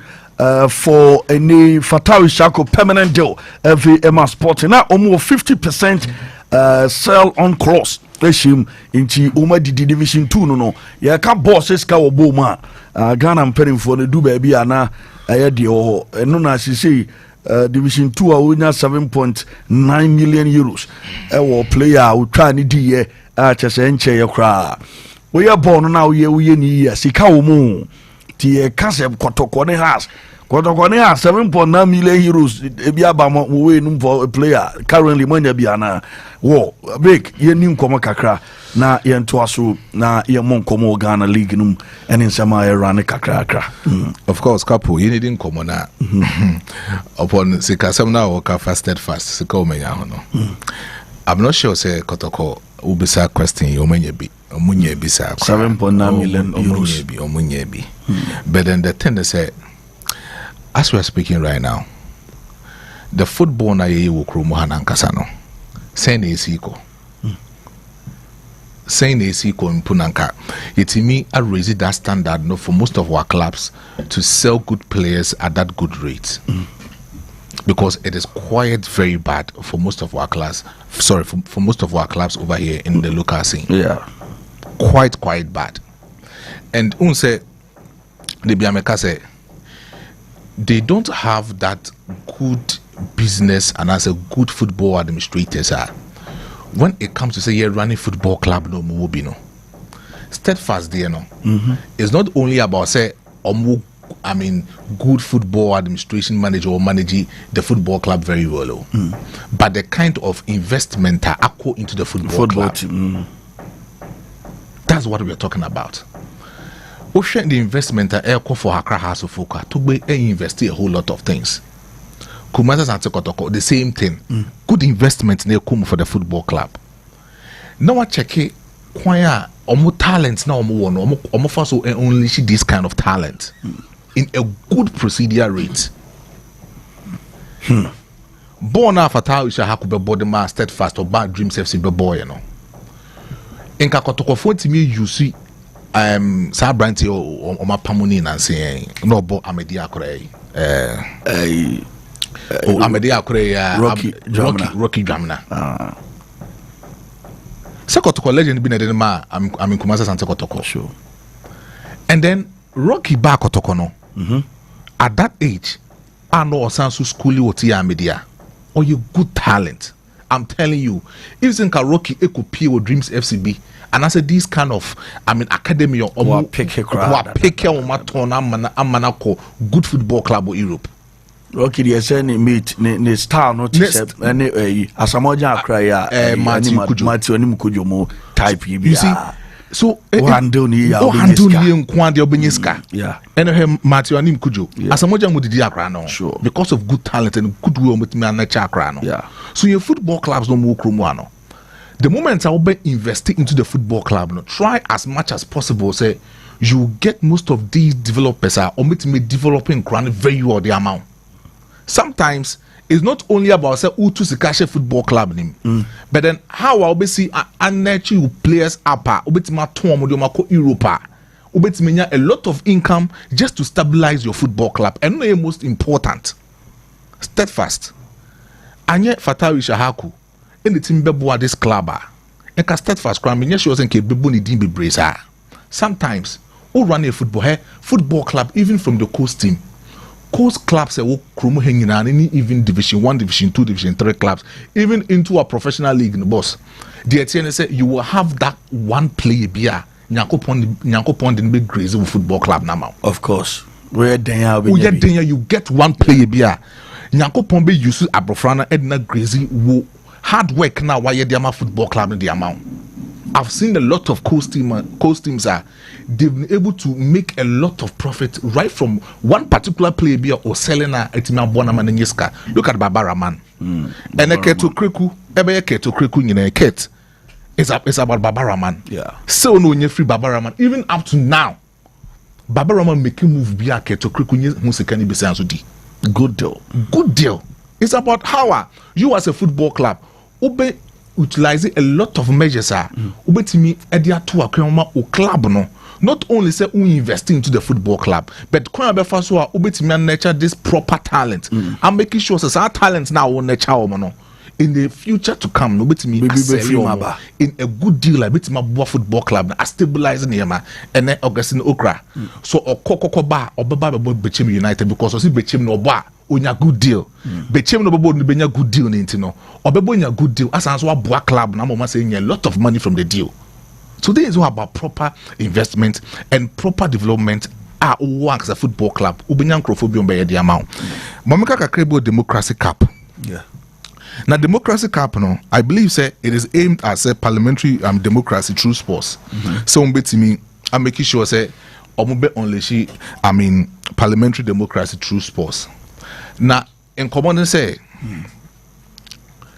the moment now your parliamentary members into a sport, into a sports zone, no, they will get to know how difficult these clubs in our football zones are suffering.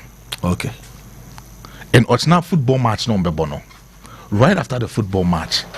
So omu you will be a omudo football now. And I say if say omaba into the football just to help our football, the grassroots of our football grower. Omu for many to form very well.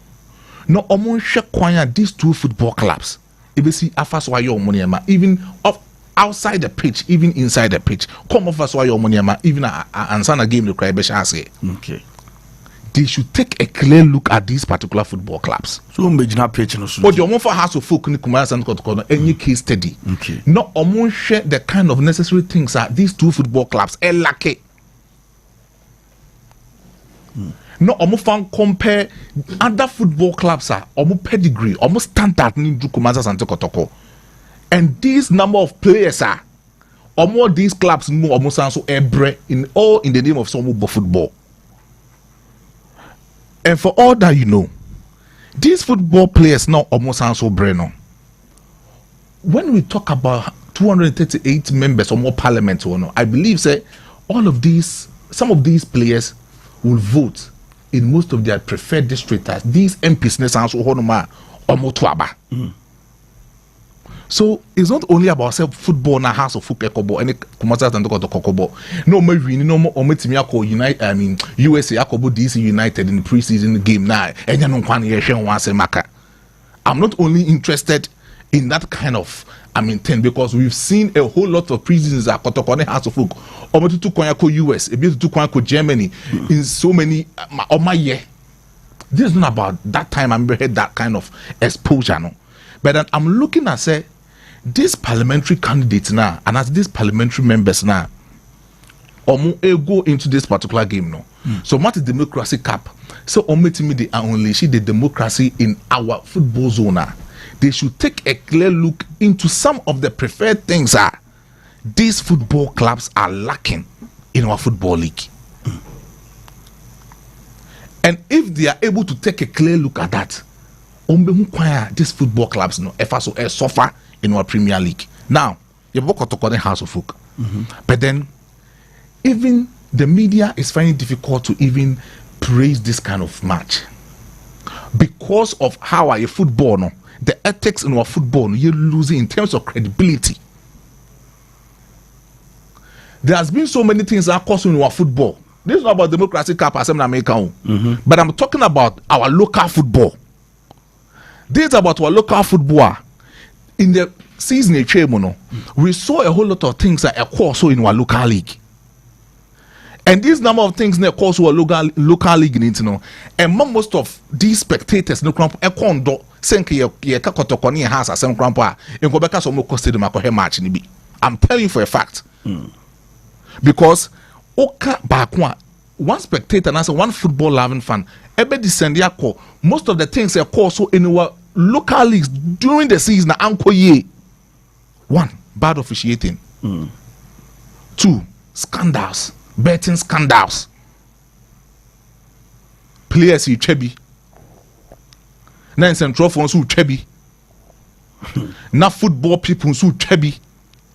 All because of say this betting site this score line tuja and sana match no crampas and so football players no mobile no crampo and who chebi. Now central phones who bet. So when it comes to this particular moment in time, it becomes so difficult for you to, convince someone say football na bono or under football ni BM. So these are some of the basic things. I'm quite sure say Parliament or no motor a basa GFA eba Parliament or the Ministry of Youth and Sports a double budget co Parliament. You call AFCON, you call World Cup, Sikano, or more peneso, Ubu ase infitiase no, say MPP for ne wa bemwa, party in a wa bema, party see no more position no, yet the budget no kotoa, oh, the money and scano song, a baby as no money sign, near Sikano, the Ministry of Youth and Sports no mako, omuko baby pe, no mako, squander scano, mismanagement, Sikadio no. No could this kind of sounds about now. Omuba no masako the same Parliament. Mumbai account. Kwa mo fa so almost spend $4 million. Moko AFCON. Kwa mo fa so almost spend $10 million. Moko World Cup. A whole lot of things. But ni now so no enkosi she beam. So the only thing I'm saying is democracy cap na the parliamentarians no AEC was say omodu use to kotokone House of Folk. Ediomabo. First of it a kind no. It shouldn't only limit say Kotokone House of Folk Baku Winia or co-president tour with DC United USA and Untino LC No. It shouldn't be that kind of thing. Edibema Kotokone House of Folk. Okay. It was say a transcending go into a local league. Because we have a whole lot of problems that in our football. Football na ebo kromwano. A whole lot of things na in our football. And I believe that when these parliamentarians take a clear look at these particular problems working in hand with the Ministry of Youth and Sports, no collaborating with the GFR, some of these minor problems might be solved. Okay. Yes.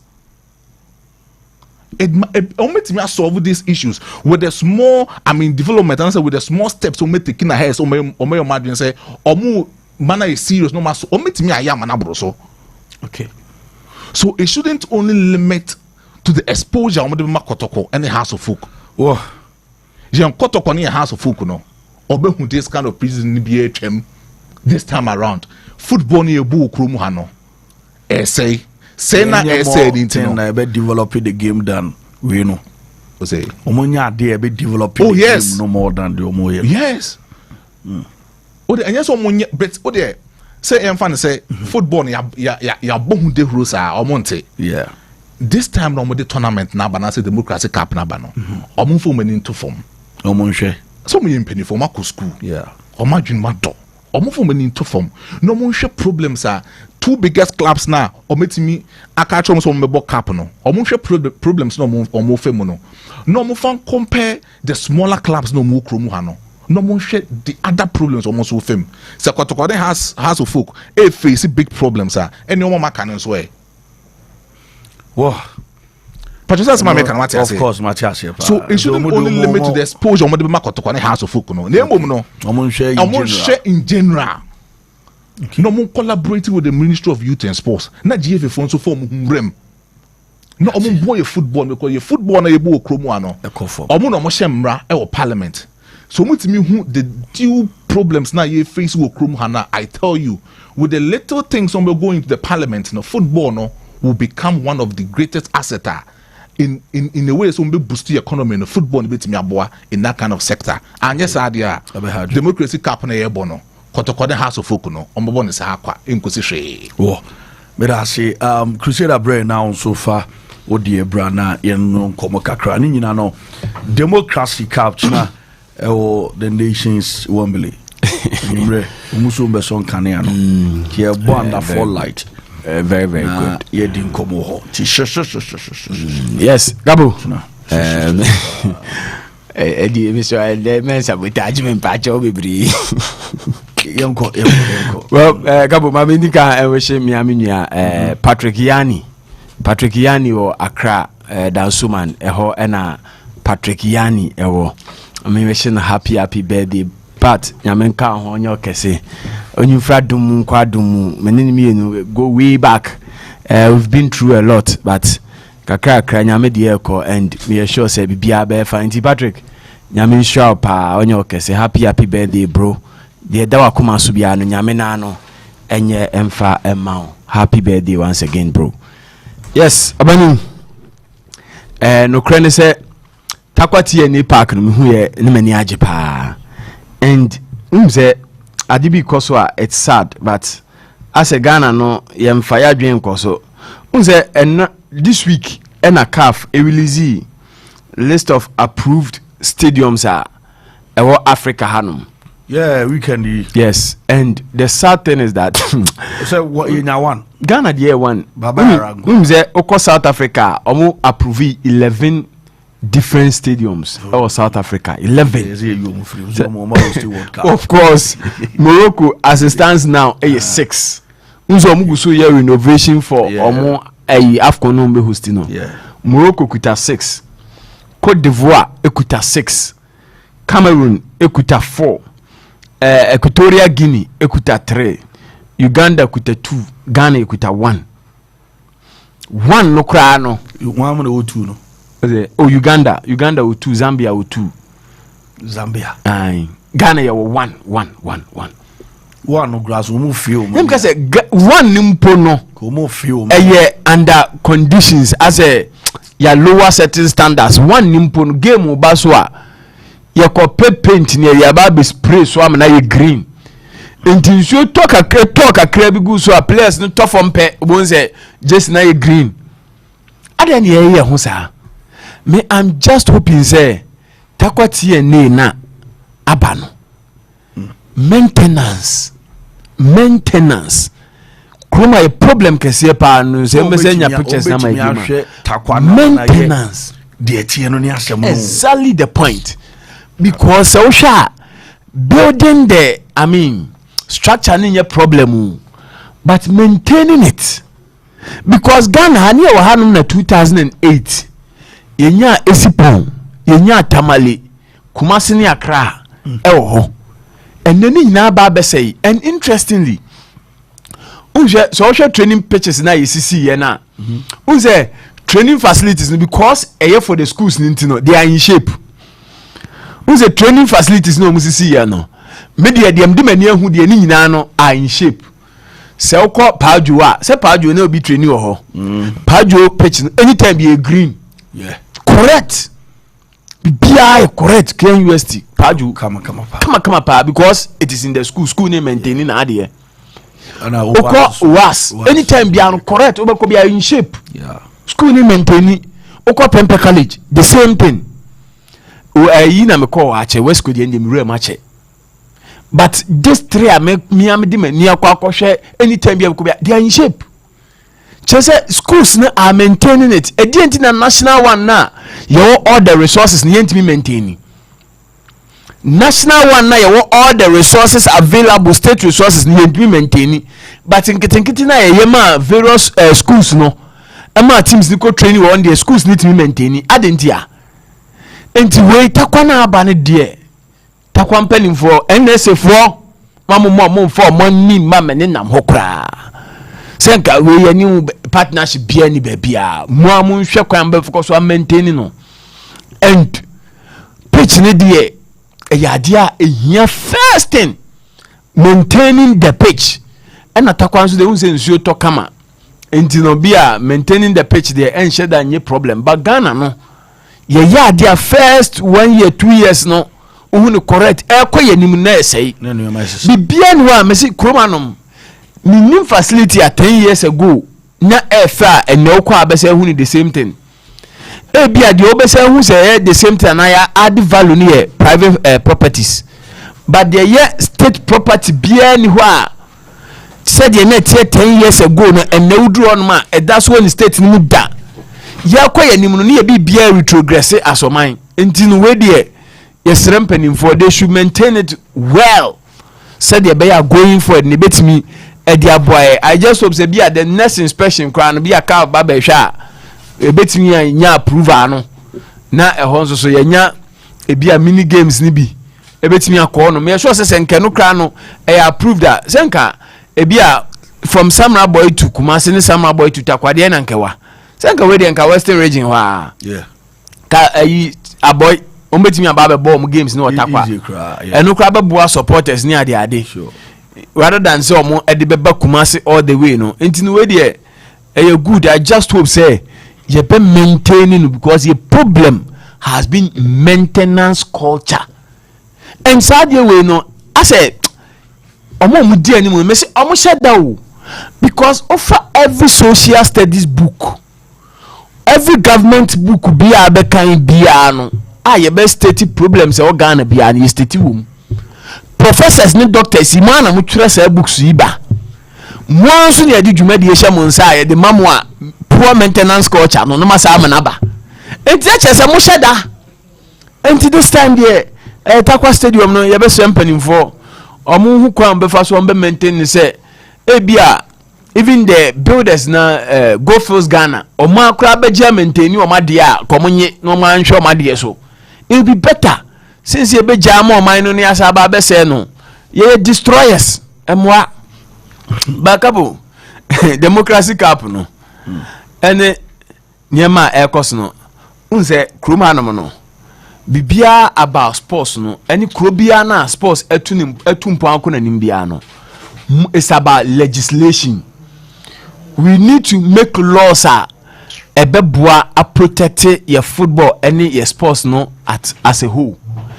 And parliament said the amount here say in consolidating our democracy enti mo amahye football match say yemmo to commemorate our democracy we 32 years of democracy in terms of the Fourth Republic, because Fourth Republic started in 1992 and 1992 to date 32 years.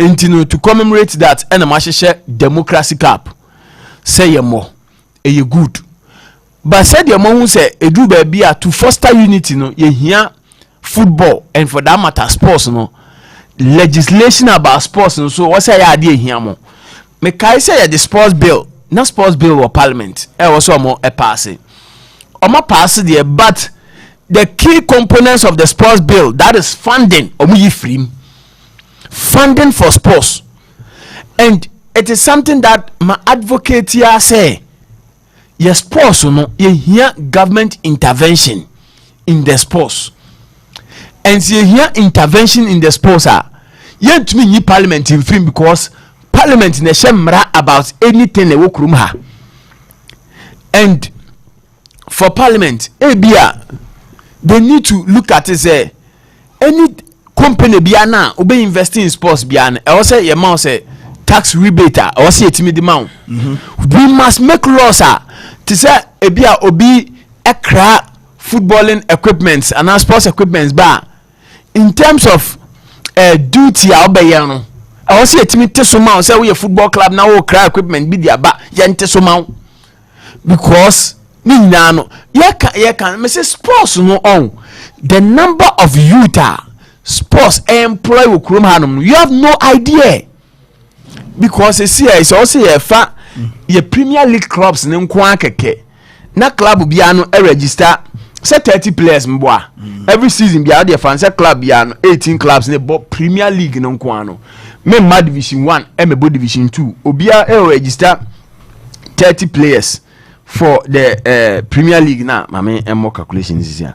And 540 players medical staff are being employed coaching staff are being employed ball boys beba on duty and the even so on match days cost biana that day the economy of that local the local economy no backroom because a game that day no the transport industry ebe boom because nipa dodo ebe froka free akobechim no edoso yekodura ensu ebeto enuane ayebeto eniema ayebeto any that day no you boosted the local economy no enti football no is like a food chain ema nipa didi wo mu no edoso enti I say aban no and in this case now I'm talking about parliament they must make laws ebeboa because si atumi ama omo ye it is entertainers be a celebrities omo ebo omo shows unze omo ma VAT number flat rate of 3%. Okay. GNT na football match say football yekoya gate process no still an VAT of 17.5 no applicable. Say Shatawale Kobo show near see a betting of VAT of 3%. Yebewie no obetua Stone Boy 3%. Again na Kotokobo game 17.5. VAT no any yet no. So football for no you okay. And America say this time no parliament must help because we know I am rasem and where ebia you might say oh say Stone Boy Boshoa Sika Baneson. Sika Baneson how many shows no bebo in a year? How many shows? But say football no so far say 1 weekend 9 centers near Bono.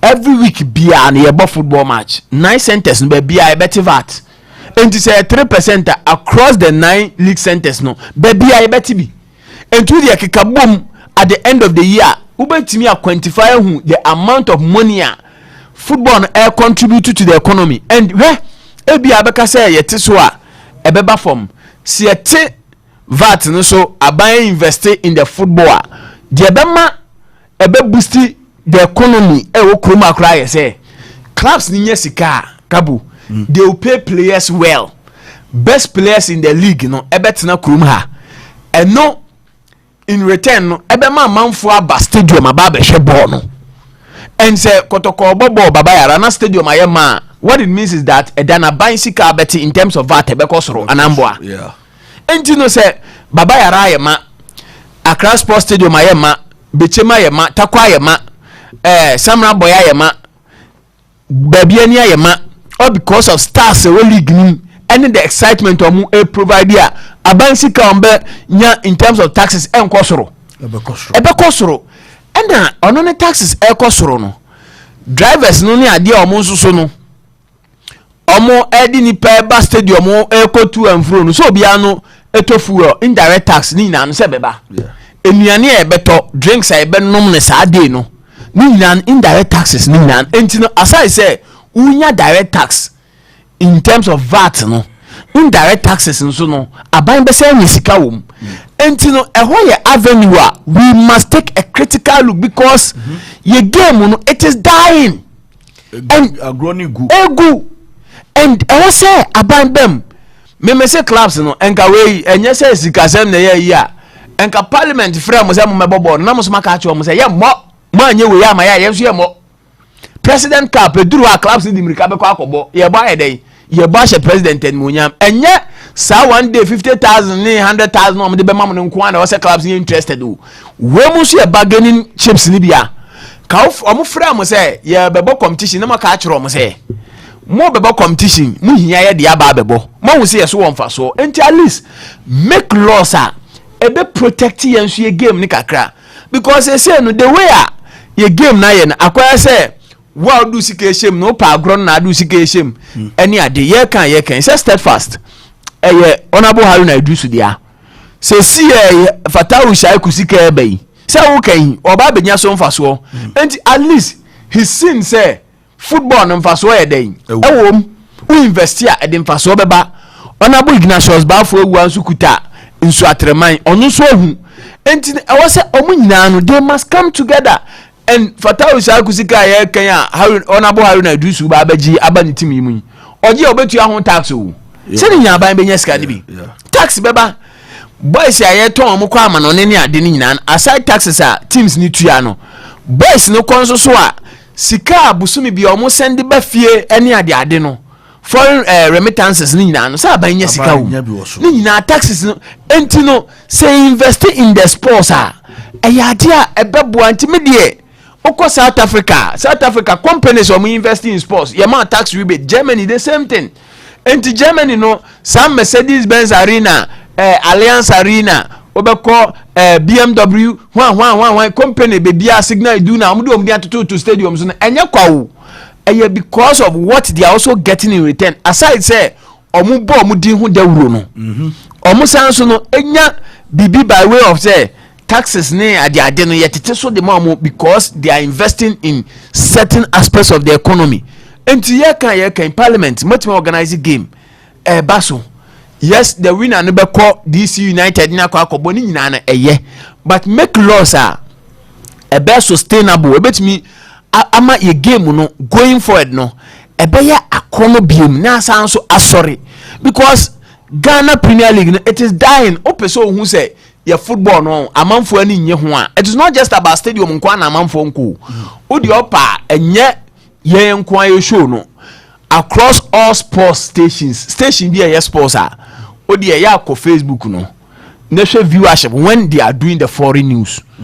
Omu wie foreign ne number local a kokko he views no na drop it as a man for interested. I'm for new interested. Yanu so ye kromudi. What you say eno so na ye kromudi e wo se nka amanfo ye interested. E ma amanfo ani je ho because we call Spain na El Chereguinto for national mo ye Spain ne Madrid ho asema amanfo pepa omuka ena El Chereguinto ne Masam no odie bie Masa sesi a most of the stories on Masa are Spanish stories. Oko El Mundo Deportivo are Spanish stories. Yes. What you say the build was German stories Germany L'Equipe France but so call England the Sun Money Mirror Mo Evening Standard ne one nyam omoka English stories but yeah dear no what can you say wo be kan ye nkwaya de ne pe unya audience impo amanfo are not interested da bia no e ba ye de bon say e da bon say amanfo ani abrepa no na ye say when your negative story na woka and now you can positive say why you game no nkosoro no people don't show interest but say yes game no that but say Ghana game aye is a scandal yes now hey you be any abre it shouldn't be like that. It shouldn't be. We should yema ebema ye game na day etumpon because game no say ekoyi akapo wo ya supporter woni gio ena mka say there be a me as a media man say your teams ni koye to say man say okuma say kotoko Africa na this a kotoko ni koye no udru stadium kra na supporters hu o mani age penimfo mu hu o mbe yo show bebrebe entini ye nyina na ye mpa ebo ne say ye born no ebe den ebe peja na koye because a lot of penimfo ni bebre on ma say match no enkoye a they will not come to the stadium ekoye a na oba no hu a wo yo show bi na born nkoyi obeda abadu ababe hu no no abesresere mpo ama even stories bi ni ade any sanema no enti no parliament it is not just about yenkobo game ne de mo bebo but ye via you should do things in the long run e be protect your game no any kwan say e be hu say aban the scare ba be shebo mu a na ye say blasters kwa akobo match nko a blasters say bo say atam sika kase blasters ya bless yes ya ko to yes ka kase mo yes ka for dada. We should be much more interested in building the local game. Yeah, building ye said the beya ke teams Eco Africa yi utimu say enya fe na we place yi kwa Rwanda and net you transfers aye bi ekoso yi uni local player din koma no atwetwe ne ho mesan metwa ni nyina no oye dey or train deal from Rwanda or train dealer or train free him or train free Ethiopia or train free here or train free Tanzania enye say oko country bia omobo football papa bi che Ghana wo enye ya reho say iti asimpanimfo okromanum say uye MP uye aban mu nipa uti TV ho na de bia wo tie sports now bet say yes Ghanaian player to kwan player kotoko ani abre pe no player has folk ani abre pe no o free Ghana no okọ South Africa ko betim be ya TS Galaxy so coach a no coach Ghana hanoma no di team a qualify ko bo African competition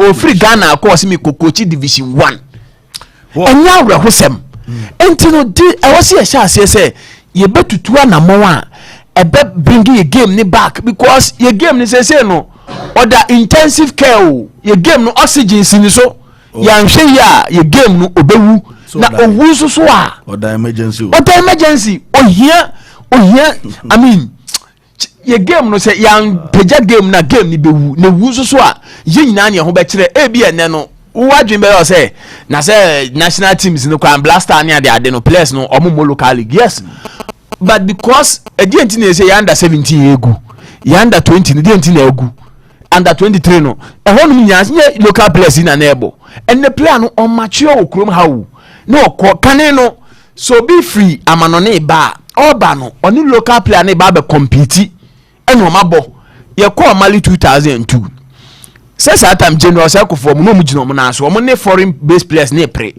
amankwa amreku ye fro na wo ba we 2 na free abonten ba wo nimso ne amankwa amreku ba be pre samia jeda goal post ni ma o local goalkeeper wo nimso ne be pre enne ye free local goalkeeper ne de ko campo a because of say ye ni competition papa bi okroma ntini ye ni confidence say ye de be dem entino foreigners ye omunya ade ya omu ye local ye foreign omunya ade chinchina ye mo because ye ni chidie we team let's build the local game na Capo ye man sorry by way of building proper infrastructure say betima bobo anaju takwa o at least we must start seeing mini stadium papa come on.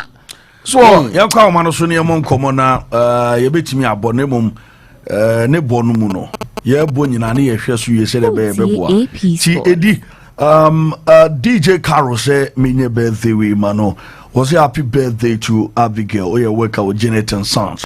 Happy birthday DJ Carol and every show birthday we happy birthday in come out 0506977695 0506977695 yamon komo na eche wadri. Hello, good evening. Hello Capo, good evening. But your friend me call me Kasave Club do mate. Okay boss, into you. Yo, me da mo change mo pa mo ye. Mo di ma de ba ko ngu ye Ghana team. Ye Ghana football. Sa boy play over billions of CDC in fashion. Ko kwansan any players na homo so. Ife trafu mo mu so mo nya. Oh, kafra on some ka is our bread biom 0506977695. Hello. Capo na bom zai. Nyame adom boss. Odin we be akaza. Na ke pela toni o me kaza fini o di ya danza pega. International.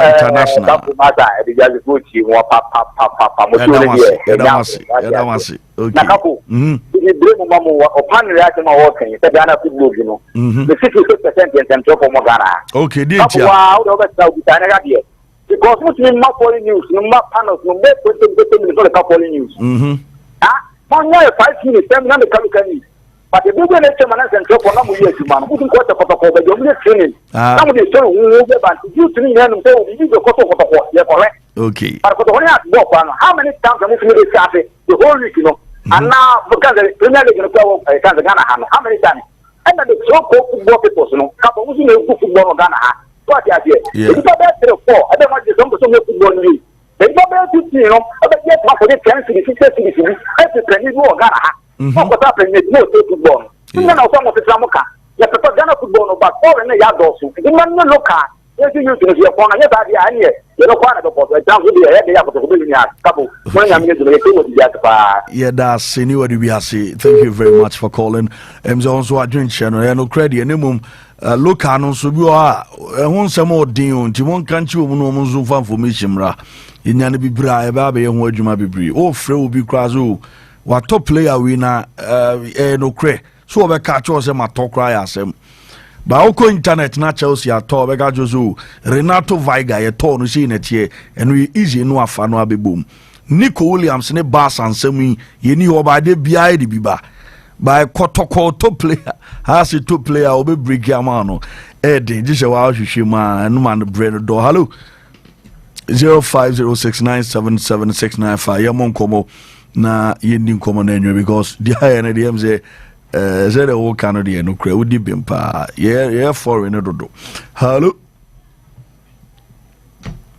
Okay, on Jimena, the Vacham, Brandy in Como 0506977695 0506977695. Hello, good evening.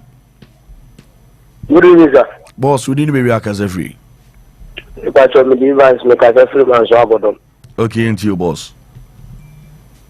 We did Ghana League in the car crowd found. Let me know, Kabi, okay, foreign sports and Okra, yeah. Now, okay, look at now. We are not so more foreign and swat more. Now, no crowns, me, with the more crab example. Because we came here. Look at and then my son P. Anna, if you couple meeting, grab me two Anna may sound so P. So the Academy look at me because you read me a million. The friend penning for the said enemy and I can a million years so it be the Ramana come up. Yes, Shredazo, thank you very much for calling. 0506977695 0506.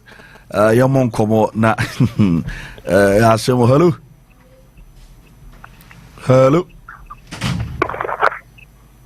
Hello, good evening. Hello, good evening, Capo. Boss, we didn't be back as every. Good evening. Kobe. Oh, Kobe, into you, boss. Yo, I was saying, I did back where we are in what Ghana has said. 3 years now, who must so in a home. There are more to coin in a Mukwam Besamba. Somewhere, you bet not get a Ghana player, say, money in deep on Kufan, and some money in the way. We are cool, team manager, but we are coach bank. Muka no more Samba, or Mukwa and Tio Mukon, no more Samba Bukana Tio. Masuo. It's a son person, Bessomoso, and after some pennyphone become or pennyphone be the monk with teams. No, your moon warm. It's a binding business. You see, you're gonna live on one about Geno. The woman Japan is a idea, Moya. A young woman in Bob, who wouldn't say, your Moya to go. I don't know Moko to go. I don't know Moko Kodiva. I don't know why you Sudan. I didn't know Moko. Almost in Kobom, but your Munya Basabe, almost of the Bukana. Okay.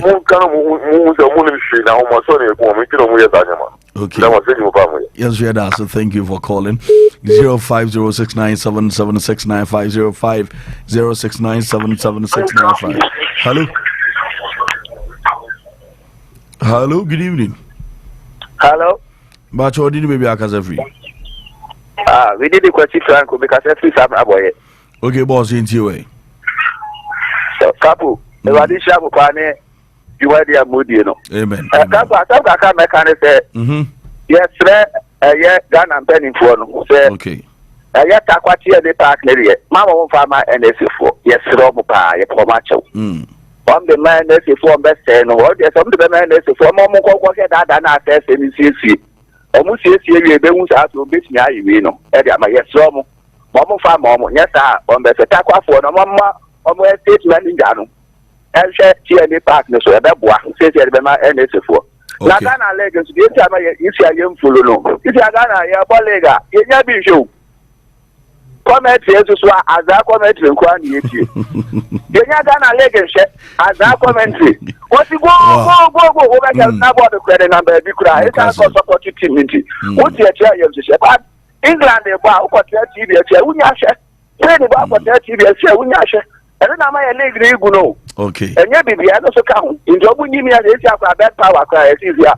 Or almost sponsor you. So, only your ball, that you need. You are funny as a GTV sports that and answer.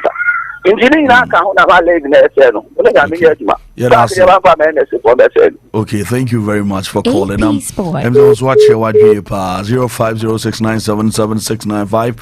Yamon common name na eche wadwen ewo de ye no so ye de ato akonya na se ye de ato board na enwumre. Hello, good evening. Hello, good evening. Hello, good evening, sir. Boss, we didn't be akaza free. Yes, from social contact. Okay, into you, boss. Person back Median Sacra. Also, Ghana football, I send the play, so you say, yes, and Trevor. With some Saturday, you ever had land of matches, Ghana to man the Kevin year. Media for being now, Cancer has a full back relegation. You have to have the answer, can be a task better or qualify at Ghana League in him. Yes, the case of a ball league in the year. Young Crayas and Trevor, but this has a full media show. That's a cotton match now, first match. More answers has a foot. A better back league, never than and quite coming to do baby as and for the rest of high pitching to the players in the Young Trevor, Ghana football, because I said, okay. That's good submission. Thank you very much for calling. 0506977695 0506977695. Hello, good evening. Hello, good evening. Boss, who did maybe a free? Capo, and family Mascherano, the Casa Free Gachi. Okay, and you Mascherano. Yeah, about you, Ghana and Penny for stadiums now, or more to like a I'm not going to events, you know, mother say park and I say they are ball or bar supporters and a bus stadium or Mokan. And the move close to stadiums in Nana, yes, an event center, and over why I say stadium, I have possible. Yes, at the event, I buy a fan Acadian can yes, a park.